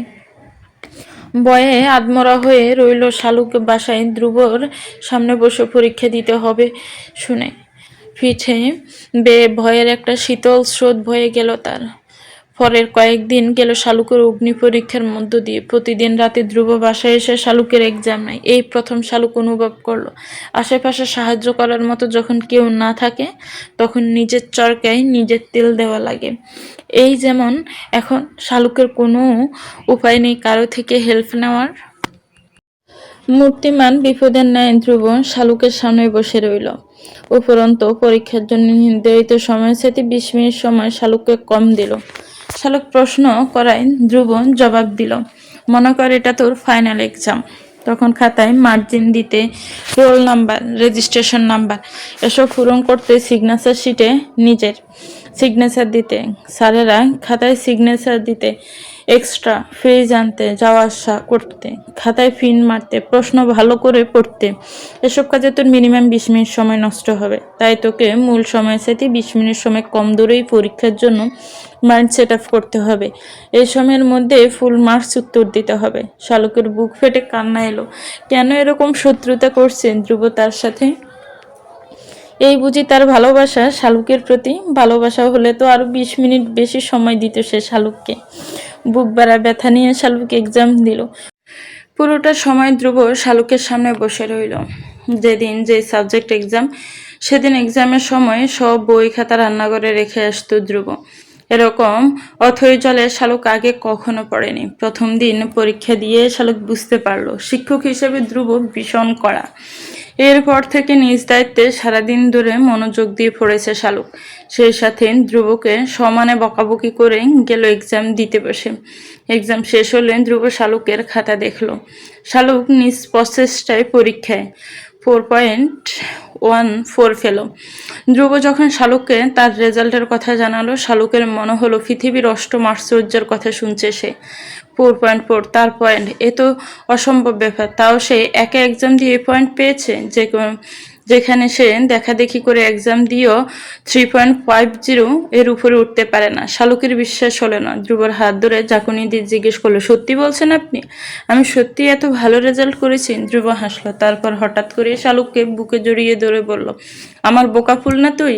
আমি তোকে নিজ হাতে গড়ে নিব শালুক। কেউ যেন তোকে কখনো কথা শোনানোর সাহস না পায়। তুই আরো ভালো রেজাল্ট করবি শালুক, তুই শুধু একটু চেষ্টা করে যা, আমি তো আছি তোর পাশে। তারপর লজ্জা পেয়ে শালুককে ছেড়ে দিয়ে বিড়বিড় করে বলল, রান্না বসাতে হবে, আমি রান্না করে যাই। শালুকের কি যে ভালো লাগলো হঠাৎ করেই। এই যে হুট করে ধ্রুব তাকে জড়িয়ে ধরলো, তাতে শালুকের হৃদয় শান্ত হয়ে গেল। আবার অপ্রস্তুত হয়ে যে ধ্রুব পালিয়ে গেল শালুকের সামনে থেকে, তাও শালুকের ভীষণ ভালো লাগলো। এত ভালো লাগছে কেন শালুকের, ভেবে পেল না শালুক। রাতে খেতে বসে ধ্রুব শালুককে বলল, আগামীকাল থেকে আমার আসতে আর একটু দেরি হবে শালুক, নতুন আরেকটা টিউশনি পেয়েছি। শালুকের মন খারাপ হয়ে গেল শুনে। সারাদিন সে ছাতক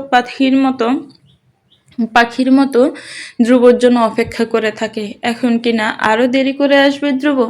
আস্তে করে শালুক বলল, আমার জন্য আপনার অনেক কষ্ট করতে হয় তাই না ধ্রুব ভাই? আমি না থাকলে তো এত ঝামেলা হতো না আপনার।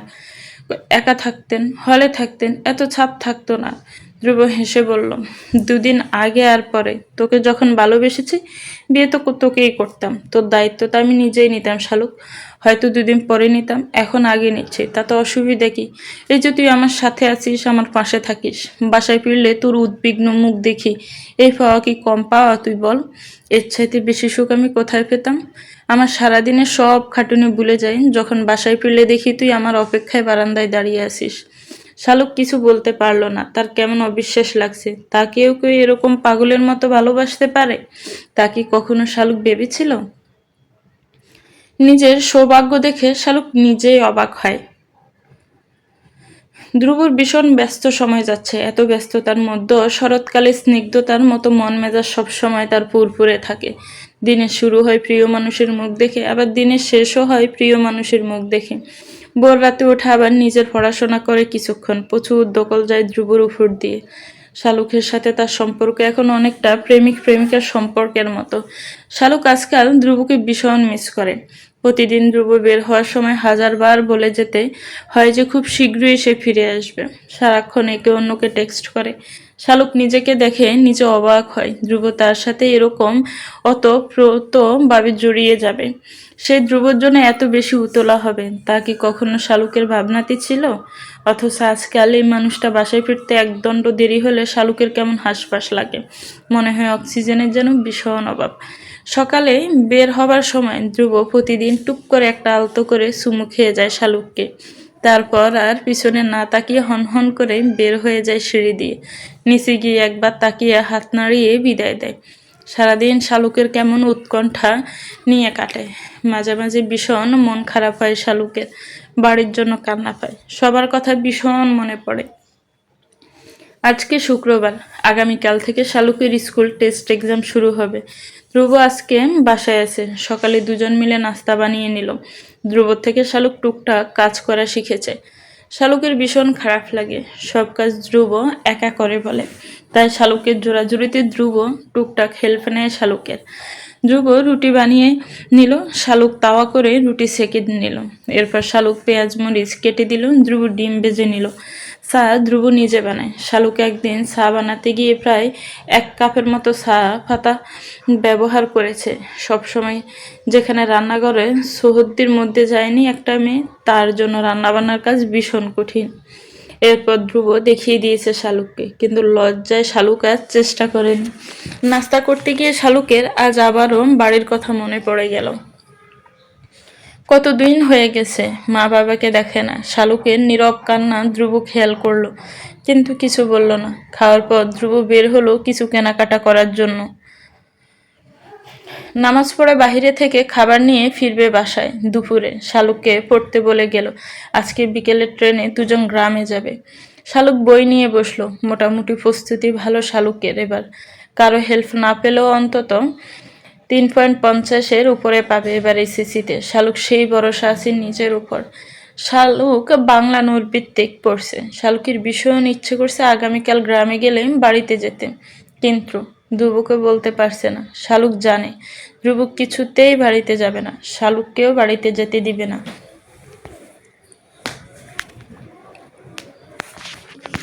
এত কাছাকাছি গিয়েও আপন কাউকে দেখবে না মনে পড়লে শালুকের নিঃশ্বাস বন্ধ হয়ে আসে যেন।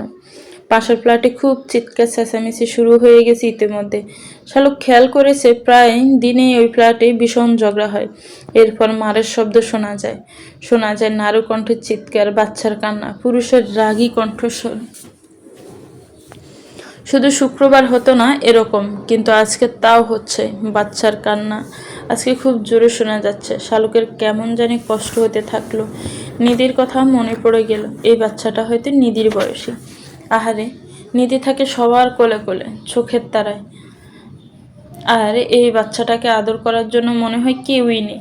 হঠাৎ করে কাছের কোনো কিছু পড়ে ভেঙে যাবার শব্দ হলো। তার এক মুহূর্ত পর বাচ্চাটার কান্না আরও জোরে শোনা গেল। শালুক আর বসে থাকতে পারলো না। ঠিক করলো আজকে ধ্রুব আসলে বলবে ব্যাপারটা তাকে। ধ্রুবকে এখনো জানায়নি শালুক প্রতিবেশী ফ্ল্যাটে কি হয় এসব। ছোট্ট বাচ্চাটার কান্না কেউ থামাচ্ছে না। শালুক আর না পেরে বের হলো ফ্ল্যাট থেকে। কিছুটা ভয় ভয় লাগছে শালুকের। এই প্রথম শালুক একা বাসা থেকে বের হয়েছে। যার সাথে কখনো কথা হয়নি তার কাছে যাচ্ছে। দরজায় নখ হতে ভেতরে মারার শব্দ, নারী কণ্ঠের গোঙানির শব্দ থেমে গেল। বাচ্চার কান্না থামলো না। গেমে নিয়ে একাকার হয়ে একজন বছর 34-35-এর লোক এসে দরজা খুলে দিল। শাহরুখকে দেখে কিছুটা চমকালো লোকটা। তারপর বাজ খাই গলায় জিজ্ঞেস করলো, কি চাই? কে আপনি? শালুক ডুব গিলে বলল, আমি আপনাদের পাশের ফ্ল্যাটে থাকি। লোকটা আবারও জিজ্ঞেস করলে, এখানে কি তাহলে? যান আপনার বাসায়। শালুক এবার অবাক হলো। লোকটা এভাবে কথা বলছে কেন তার সাথে? কাঁপা কাঁপা গলায় শালুক বলল, একটা বাচ্চার কান্না শুনলাম। এখনো তো কাঁদছে বাচ্চাটা, তাই এসেছি। লোকটা ভীষণ রুক্ষভাবে বলল, দূর বেরি, যান এখান থেকে। আমার মাইয়া কান্তাছে, আমি বুঝবো। আপনার এত সমস্যা কেন? বেশি পণ্ডিতি দেখাইতে আসবেন না বলে দিলাম। মায়ের চাইতে মাসির দরদ বেশি যেন। শালুকের ভীষণ রাগ হলো। এতক্ষণে হওয়া ভয়টা কেটে গেল। শালুক শুনতে পেলে ভেতরের মহিলাটা মেয়েকে মানানোর চেষ্টা করছে। চমকে উঠে শালুক বলল, ভদ্রভাবে কথা বলুন, নিজের আচরণ সংযত রাখুন। আপনি প্রতিদিনই বাসায় মারধর করেন, সবটাই শুনতে পাই আমি।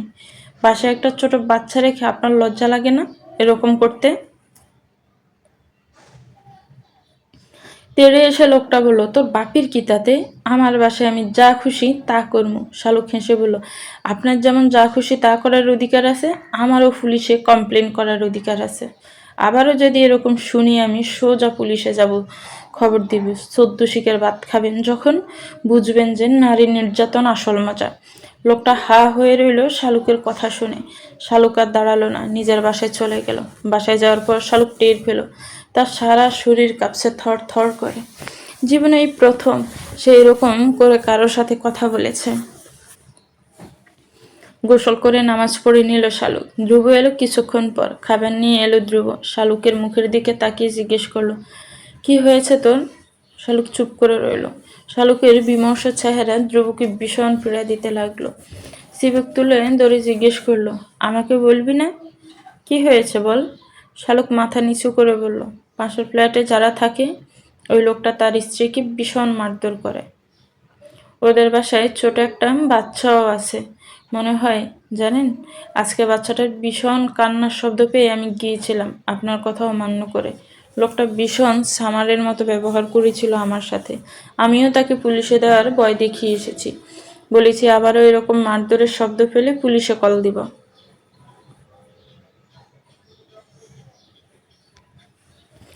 ধ্রুব বিস্ফোরিত নয়নে তাকিয়ে রইল শালুকের দিকে।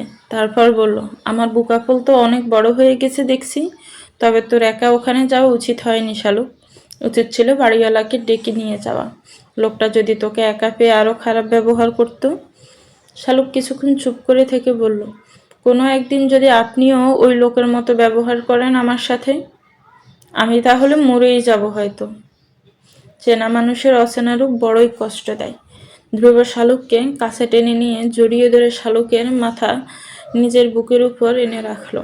তারপর বলল, গাছের বুকে ফুল যেমন নিরাপদে থাকে শালুক, আমার বুকে তুইও তেমনি নিরাপদে থাকবি। শালুক তোকে বউ করেছি নিজের রাজ্যের রানী করে রাখার জন্য। তোকে যদি কষ্ট দেই তবে সেটা হবে আমার নিজেকে কষ্ট দেওয়া, নিজের সত্তাকে কষ্ট দেওয়া। নিজেকে নিজে কষ্ট দিয়ে আমি কিভাবে বাঁচবো বল? শালুক জবাব দিতে পারল না। খাবার পর ধ্রুব শালুকের ব্যাগ গুছিয়ে দিল। তারপর বাসার সব ময়লা বাহিরে জড়িতে রেখে চুলা, লাইট, ফ্যান, টয়লেটের ট্যাপ সব কিছু ভালো করে রেখে দুজন বের হলো। ট্রেনের টিকিট কাটা আছে ধ্রুবর। শালুককে নিয়ে বের হলো কমলাপুর রেল স্টেশনের উদ্দেশ্যে। 2 ঘন্টা পর জ্যাম পেরিয়ে দুজনে কমলাপুরে পৌঁছায়। ট্রেন এলো বিকেল 5টা 30-এ। শালুক বসলো জানালার পাশে। বুক কেমন ভারী হয়ে আছে শালুকে। ধ্রুব বলছে শালুককে নিয়ে এসে সে চলে আসবে। ধ্রুবর একটা মেয়ে ফ্রেন্ডের বাসায় থেকে শালুক পরীক্ষা দিবে। একে তো বাবা মাকে দেখবে না, তার উপর ধ্রুবও চলে আসবে। উপায় নেই ধ্রুবরও, নিজের চাকরি, 3টি টিউশনি, এতদিন মিস দিতে পারবে না সে। সব মিলিয়ে শালুকের খুব খারাপ লাগছে। বাতাসে শালুকের চুল উড়ে আসছে ধ্রুবর মুখে। ব্যাগ থেকে একটা পাঁচ ক্লিপ বের করে ধ্রুব শালুকে চুলে লাগিয়ে দিল। শালুকের কাঁধ সমান চুল এখন 5-6 ইঞ্চি লম্বা হয়েছে। শালুক ধ্রুবর হাত ধরে বসে আছে। একটা স্টেশনে ট্রেন থামতে বাদাম নিয়ে এলো এক লোক। ধ্রুব বাদাম কিনে দিল। তারপর বাদাম ভেঙে নিজেও খেতে লাগলো, শালুককেও খাওয়ালো। জিক জিক শব্দে ট্রেন চলছে। শালুক একটা চাদর জড়িয়ে নিয়েছে গায়ে। ধ্রুবর গায়েও একটা হুডি। শীত পড়তে শুরু করেছে। সূর্যাস্ত দেখতে দেখতে শালুক যেতে লাগলো। আকাশের বুকে যেমন করে সূর্য হারিয়ে যাচ্ছে ধীরে ধীরে। শালুক আচমকা ধ্রুবকে বলল, ওই সূর্যের মতো করে যদি আমি পারতাম আপনার বুকের ভিতর হারিয়ে যেতে। ধ্রুবের ভীষণ অবাক লাগলো শালুকের কথা শুনে। শালুকের মাথা টেনে নিয়ে নিজের কাঁধের উপর রাখলো। তারপর বলল, আমি প্রমিস করেছি না শালুক, আল্লাহ যতদিন বাঁচিয়ে রাখে দুজনে একসাথে থাকবো। আরেক স্টেশনে নেমে ধ্রুব রাতের খাবারের জন্য বিরিয়ানি নিয়ে এলো। দুজনে খেয়ে শালুক ধ্রুবর কাঁধের উপর মাথা রেখেই ঘুমিয়ে পড়লো। রাত 11:30টায় ধ্রুবরা ট্রেন থেকে নামলো। এরপর রিকশায় উঠে বসলো। শালুকের 2 চোখের রাজ্যের ঘুম নেমেছে। রিকশা কোথায় যাচ্ছে শালুকের হুঁশ নেই। তার মাথায় ঘুরছে ধ্রুব তাকে দিয়ে এসেই আবারও বাস ধরে চলে যাবে। যেটুকু সময় ধ্রুব কাছে তার বুক দখল করে রাখবে শালুক। ঘুম থেকে জেগে শালুক চমকালো যখন দেখলো সে দাঁড়িয়ে আছে নিজেদের বাড়ির সামনে। হতভম্ব হয়ে শালুক চিৎকার করে উঠল। ততক্ষণে বাড়ির সদর দরজা খুলে দিয়েছে মতির মা। তারপর ভূত দেখার মতো চমকে সেও চিৎকার করে উঠল। কান্নাকাটির রোল পড়ে গেল হঠাৎ করে। নিচে চেঁচামেচি শুনে আদনান এসে রুমের বাহিরে দাঁড়ালো। বুকের ভেতর আবারও অনুভূতির এক ঝড় উঠল। শালুকের পাশে ধ্রুব দাঁড়িয়ে আছে। দুজনকে কেমন সুন্দর লাগছে দেখতে। ওই ধ্রুবর জায়গায় তো তার দাঁড়িয়ে থাকার কথা ছিল। ধ্রুব দাদার সামনে গিয়ে বলল, দাদা, শালুকের টেস্ট পরীক্ষা আগামীকাল থেকে। আমি চাইলেই পারতাম শালুকের অন্যত্র থাকার ব্যবস্থা করতে, কিন্তু তাতে শালুকের ভীষণ কষ্ট হতো। এত কাছাকাছি থেকেও পরিবারের কাউকে সে দেখবে না। এই অভিমান, এই যন্ত্রণা আমার ছোট্ট শালুক সহ্য করতে পারত না। আমি চাইনি শালুক কষ্ট পাক। আমাকে না বললেও আমি বুঝতে পারি তার বুকের ভেতর কেমন চটপট করে বাড়িতে আসার জন্য। যে কটা দিন ওর পরীক্ষা, ও বাড়িতেই থাকবে। আমি আপনার ভরসা করে শালুককে রেখে যাচ্ছি। সেদিন আপনার কথা আমি রেখেছি, আজ আপনি আমার অনুরোধ রাখবেন আশা করছি। আমার শালুকের যেন কোনো ক্ষতি না হয়। আমি যেভাবে তাকে রেখে যাচ্ছি, আপনি সেভাবে আমার আমানত আবারও আমার হাতে তুলে দিবেন। শালুকের যদি বিন্দু পরিমাণ কোনো সমস্যা হয়, তবে মনে রাখবেন দাদা, এই ধ্রুব স্মৃতি নিষ্ঠুর এই পৃথিবীতে আর কেউ হবে না। আজ শালুক এই বাড়ির মেয়ে না। এই বাড়ির মেয়েকে আমি রেখে যাচ্ছি না। আজ আমি রেখে যাচ্ছি আমার স্ত্রীকে, আমার অর্ধাঙ্গিনীকে। কারোর সাথে কোনো কথা না বলে শালুকের সামনে দাঁড়িয়ে বলল, আমি যাচ্ছি। যখনই কোনো সমস্যা হবে, মন খারাপ হবে, কোনো কিছু প্রয়োজন হবে, আমাকে বলবে। আমি যেখানেই থাকি না কেন তোমার সব সমস্যার সমাধান করে দিব। মনে রেখো শালুক, এই পৃথিবীতে তোমার অনেক আপনজন থাকতে পারে, কিন্তু আমার আর কেউ নেই তুমি ছাড়া। তুমি ছাড়া আমার জীবন একেবারে শূন্য। আমার জন্য হলেও সাবধানে থেকো, নিজের খেয়াল রেখো, ঠিকমতো খাবার খেও। আসি আমি। কেউ কোনো অনুরোধ করতে পারলো না ধ্রুবকে। ধ্রুব চলে গেল। ধ্রুব চলে যাওয়ার পর শালুক টলমল পায়ে মায়ের সামনে গিয়ে দাঁড়ালো। হাসনা বেগমের শীর্ণ কায় দেহের দিকে তাকিয়ে শালুক বুঝতে পারলো তার মা ভালো নেই। ঝাঁপিয়ে পড়লো মায়ের বুকে শালুক। তারপর হাউমাউ করে কাঁদতে লাগলো। মা মেয়ের কান্নার শব্দে কেঁপে উঠল পুরো বাড়ি। সবাই কাঁদছে। কতদিন পর মেয়ে বাবার বাড়ি এসেছে। আনন্দ বেদনায় কাঁদছে প্রতিটি মানুষ। দোতলায় দাঁড়িয়ে আদনানও কাঁদছে আজ। তবে সে শালুক এতদিন পরে বাড়িতে আসে কাঁদছে না। সে কাঁদছে শালুকের বিয়ে ধ্রুবর সাথে হয়ে যাওয়ায়, শালুককে নিজের করতে না পারায়। ব্যর্থতা তাকে বারবার স্মরণ করিয়ে দিচ্ছে, দেখ, তুই পারিসনি শালুককে জয় করতে। বাজি জিতে গেছে ধ্রুব। সব কিছুতে তুই ব্যর্থ আদনান। আদনান রুমে গিয়ে নিজের চুল নিজে টেনে ধরল। অসহ্য লাগছে তার সব কিছু। এতদিন শালুক ছিল না, নিজেকে সে সামনে রাখতে পেরেছে, কিন্তু এখন শালুক তার সামনে থাকবে। সেই শালুক যার উপর এখন আর আদনানের কোনো অধিকার নেই, যার দিকে তাকিয়ে আদনান কথা বলতেও পারবে না, কেননা সে এখন বড় বাসুর হয়ে গেছে শালুকের। কেন এরকম হয়ে গেল? আদনান কিভাবে সহ্য করবে এবার? শালুকের দাদা বললেন, শালুক অনেকটা পথ জার্নি করে এসেছে, ওকে ঘুমাতে যেতে দাও, সকালে পরীক্ষা দিতে হবে ওর। পরীক্ষা দিয়ে আসলে তারপর সবাই মন ভরে কথা বলিও। আদিবা বেগম বললেন, খেয়ে নে শালুক, আয়। শালুক আস্তে করে বলল, ট্রেনে খেয়েছি চাচি, এখন আর খাবো না। বিছানায় ফিট লাগাতে লাগাতে 1টা বেজে গেছে। শালুক আজ শাপলার সাথে শুয়েছে। বিছানায় শুয়ে এক বোন অন্য বোনের গলা জড়িয়ে ধরে আছে কম্বল মুড়ি দিয়ে। দুজনে নিঃশব্দে কাঁদছে শুয়ে শুয়ে। শালুকের ফোন বেজে উঠল সেই সময়। শালুক ফোন হাতে নিয়ে দেখেন ধ্রুবর কল এসেছে। শোয়া থেকে উঠে বসে গলা খাকারি দিয়ে গলা পরিষ্কার করে নিল শালুক। তারপর কল রিসিভ করে হ্যালো বলল। ওপাশ থেকে ধ্রুব বলল, কান্নাকাটির দরকার নেই শালুক, সবাইকে তো পাচ্ছ দেখতে, এত কাঁদতে হবে না এবার। তাড়াতাড়ি শুয়ে পড়ো, সবার সাথে দিনভরে কথা বলিও। এখন ঘুমিয়ে যাও, সকালে পরীক্ষা দিতে যাবার আগে একবার বইতে চোখ বুলিয়ে নেবে। সকালে আর নতুন করে কিছু পড়তে হবে না, জাস্ট চোখ বুলিয়ে যাবে একবার। অতিরিক্ত চাপ নিতে হবে না। পরীক্ষা মানে নিজেকে যাচাই করা। অন্য থেকে দেখে লিখলে সেখানে নিজেকে তুমি যাচাই করবে কিভাবে? কারো থেকে দেখার দরকার নেই শালুক, নিজে যা পারবে তাই দিবে। তাতে করে তোমার কোন টপিকে সমস্যা আছে আমার তা খুঁজে পেতে সুবিধা হবে। ফাইনালের জন্য আমরা সেই দুর্বল টপিকে আরও ভালো করে প্রস্তুতি নিতে পারবো। শালুক জিজ্ঞেস করলো, আপনি এখন কোথায়? চলে যাচ্ছেন সত্যি? ধ্রুব হেসে বলল, আমার তো বাবার বাড়ি নেই শালুক, আমার এই পৃথিবীতে শালুক ছাড়া দ্বিতীয় কোনো ঠিকানা নেই। শালুকের সংসার পাহারা দিতে যাচ্ছি আমি, আমার জন্য চিন্তা করো না। বাড়িতে গেছো, সবার সাথে হাসি খুশি থাকো, এনজয় করো। তোমার যে ভীষণ মন খারাপ হয়ে থাকে বাড়িতে যাবার জন্য, তা তুমি না বললেও আমি বুঝি শালুক। এখন খুশি তো? শালুক আস্তে করে বলল, আপনি থাকলে আমার খুশির 16 কলা পূর্ণ হতো। আপনাকে ছাড়া খালি খালি লাগছে সব। ধ্রুব হেসে বলল, ঘুমাও শালুক, রাখছি। শাপলা শুয়ে শুয়ে দুজনের কথা শুনতে লাগলো। শালুক শুতে শাপলা জিজ্ঞেস করলো, ধ্রুব ভাই কেমন করে শালুক? খুব রাগী না? তোকে কি খুব বকাঝকা করে? শুনে শালুকের ভীষণ হাসি পেল। তারপর বলল, ধ্রুব ভাই ভীষণ কোমল মনের আপা, কিভাবে করলে আমি ভালো থাকবো, খুশি থাকবো, এই চিন্তা ছাড়া তার মাথায় দ্বিতীয় কোনো চিন্তা নেই। আমাকে ভীষণ ভালোবাসেন উনি। শাপলা জিজ্ঞেস করলো, তুই বাসিস না? লজ্জা পেয়ে শালুক মাথা নামিয়ে নিল। তারপর বলল, বাসি আপা, আমিও ধ্রুবভাইকে ভীষণ রকম ভালোবেসে ফেলেছি। ওনার মধ্যে হয়তো এক ধরনের ক্ষমতা আছে আপা, ওনার সাথে কেউ মিশলে সে তাকে ভালো না বেসে থাকতে পারবে না।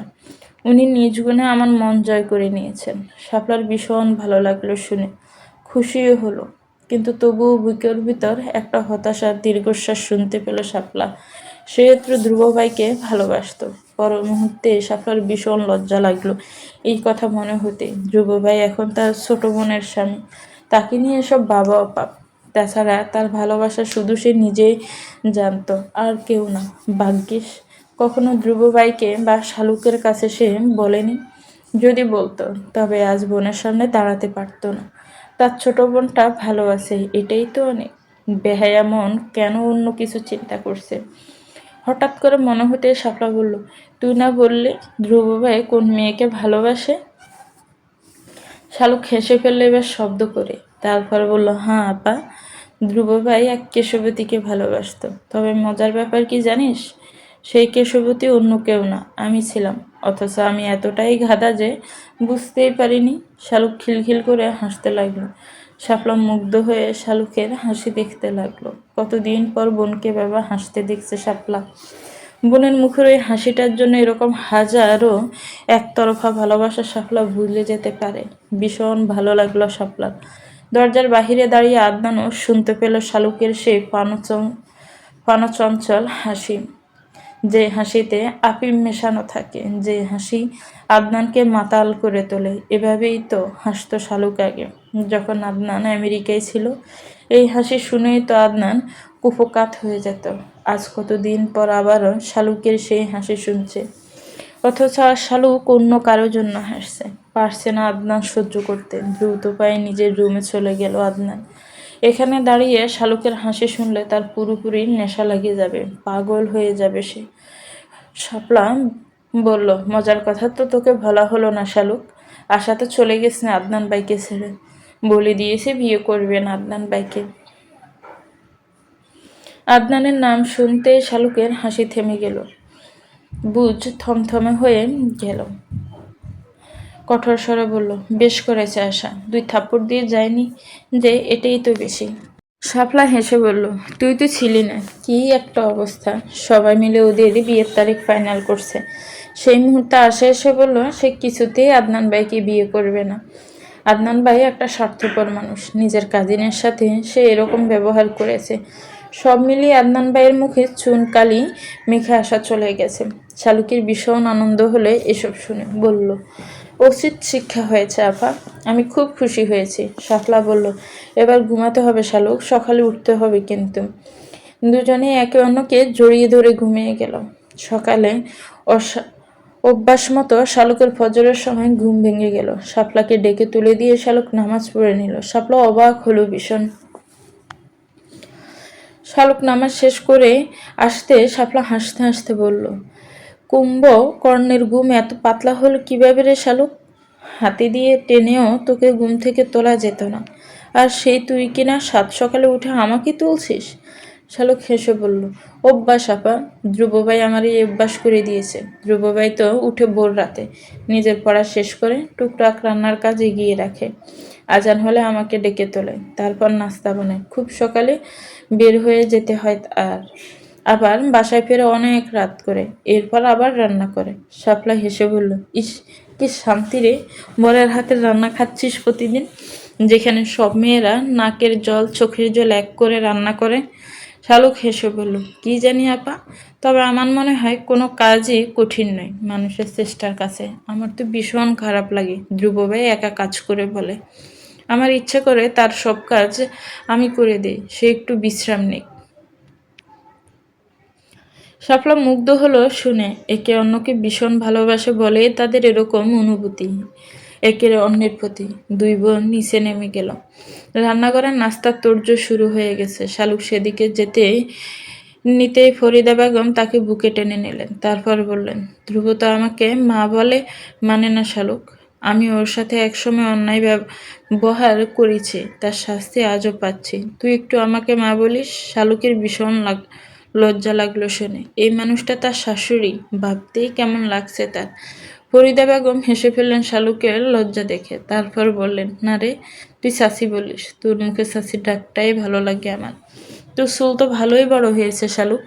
শালুক হেসে বলল, তোমাদের ছেলে না ধ্রুবভাই, সেও তোমাদের মতো রাতে ধরে চুলে তেল দিয়ে দেয়, সকালে চুলে হেয়ার প্যাক লাগিয়ে দেয়। তোমাদের মতো করে আমার চুলের পিছনে লেগে থাকে চাচি। আদিবা বেগম হেসে বললেন, স্বামীকে বাই ডাকতে নেই রে শালুক। শালুক বলল, তবে কি বলবো, আমার লজ্জা লাগেছে। হাসনা বেগম মেয়ের জন্য দুধ চা এনে মেয়ের চেয়ারে বসিয়ে দিয়ে বললেন, তুই সত্যি ভালো আছিস তো মা? ধ্রুব যেমন ছেলে, আমার বিশ্বাস সে তোর গায়ে আঁচড় লাগতে দিবে না। তবুও তুই কি ওকে মেনে নিতে পেরেছিস? সুখে আছিস তো দুজনে? শালুকের চোখ ছলছল হয়ে গেল। মায়ের বুকে মাথা রেখে বলল, ধ্রুবভাই আমাকে ভীষণ যত্নে রাখে মা। আমি নিজেও নিজের এত খেয়াল রাখতে পারি না, ধ্রুবভাই যেভাবে আমার খেয়াল রাখে। আমি খুব ভালো আছি মা, শুধু তোমাদের সবাইকে ভীষণ মনে পড়ে। হাসনা বেগম হেসে বললেন, পাগল, তোর যদি অন্য কোথাও বিয়ে হতো তখনও তো তোকে আমাদের ছেড়ে থাকতে হতো। মেয়েদের জীবন এরকমই মা, আজীবন বাবা মায়ের কাছে তারা থাকতে পারে না। যখনই বিয়ে দিতাম তোকে আমাদের ছাড়াই তো থাকতে হতো। শালুক মাকে শক্ত করে জড়িয়ে ধরল। তারপর বলল, মা, যে কয়দিন বাড়িতে আছি তুমি আমাকে কিছু রান্না শিখিয়ে দিবা, যেসব ধ্রুব ভাইয়ের প্রিয় ভীষণ। আমার খুব লজ্জা লাগে। সব কাজ ধ্রুব ভাই করে বাসায়। আমার কাজ শুধু খাওয়া আর পড়া। আমাকে কোনো কাজ করতে দেয় না উনি। আমার ইচ্ছে করে ওনার জন্য কিছু রান্না করতে। হাসনা বেগমের কেমন যেন আনন্দ লাগলো শুনে। মেয়ে তার স্বামীর জন্য ভাবছে, এটাই তাকে আনন্দ দিচ্ছে। বিয়েটা যেভাবেই হোক, দুজন যে দুজনকে নিয়ে সুখে আছে, এর চাইতে আনন্দের আর কি হতে পারে। শালুক একবার সব টপিকে চোখ বুলিয়ে গেল, তারপর আলমারি থেকে তার স্কুল ড্রেস বের করলো। এখনই কি সুন্দর বাজ করে রাখা। শালুক জানে এই কাজ শাপলা করেছে।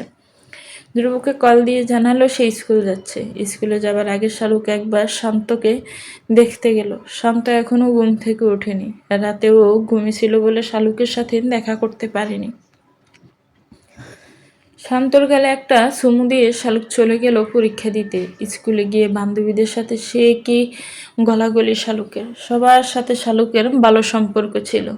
কতদিন পর সব চেনা মুখকে দেখছে শালুক। আনন্দে কান্না করে দিয়েছে সবাই। যথাসময়ে পরীক্ষা শুরু হলো। প্রশ্ন হাতে পেয়ে শালুক চমকে গেল। সবই তার কমন এসেছে। অনেক দিন পর শালুকের কেমন জানি পরীক্ষা দিতে নির্ভয় লাগছে। মনে মনে ধ্রুবকে অসংখ্য ধন্যবাদ জানালো শালুক। এই প্রথম শালুক ফুল মার্কস আনসার করেছে পরীক্ষায়। পরীক্ষা শেষ করে সবার সাথে কথা বলতে বলতে শালুকের কিছুক্ষণ দেরি হলো। তারপর বাসার জন্য বের হয়ে আসতেই দেখলো পথে আদনান দাঁড়িয়ে আছে। বিরক্তিতে ঘৃণায় শালুকের ব্রু কুঁচকে গেল। আদনান কেন এসেছে এখানে? চলবে। তো ভিউয়ার্স, গল্পটার এই পর্ব কেমন লেগেছে একটি কমেন্টস করে জানাবেন। গল্পটা ভালো লাগলে একটি লাইক করবেন, গল্পটাকে শেয়ার করবেন, আর আমার চ্যানেলটাকে প্লিজ সাবস্ক্রাইব করবেন। যারা অলরেডি সাবস্ক্রাইব করে রেখেছেন তাদেরকে অনেক অনেক ধন্যবাদ। ভালো থাকবেন, সুস্থ থাকবেন, আমার চ্যানেলের সাথেই থাকবেন। আল্লাহ হাফেজ, আসসালামু আলাইকুম।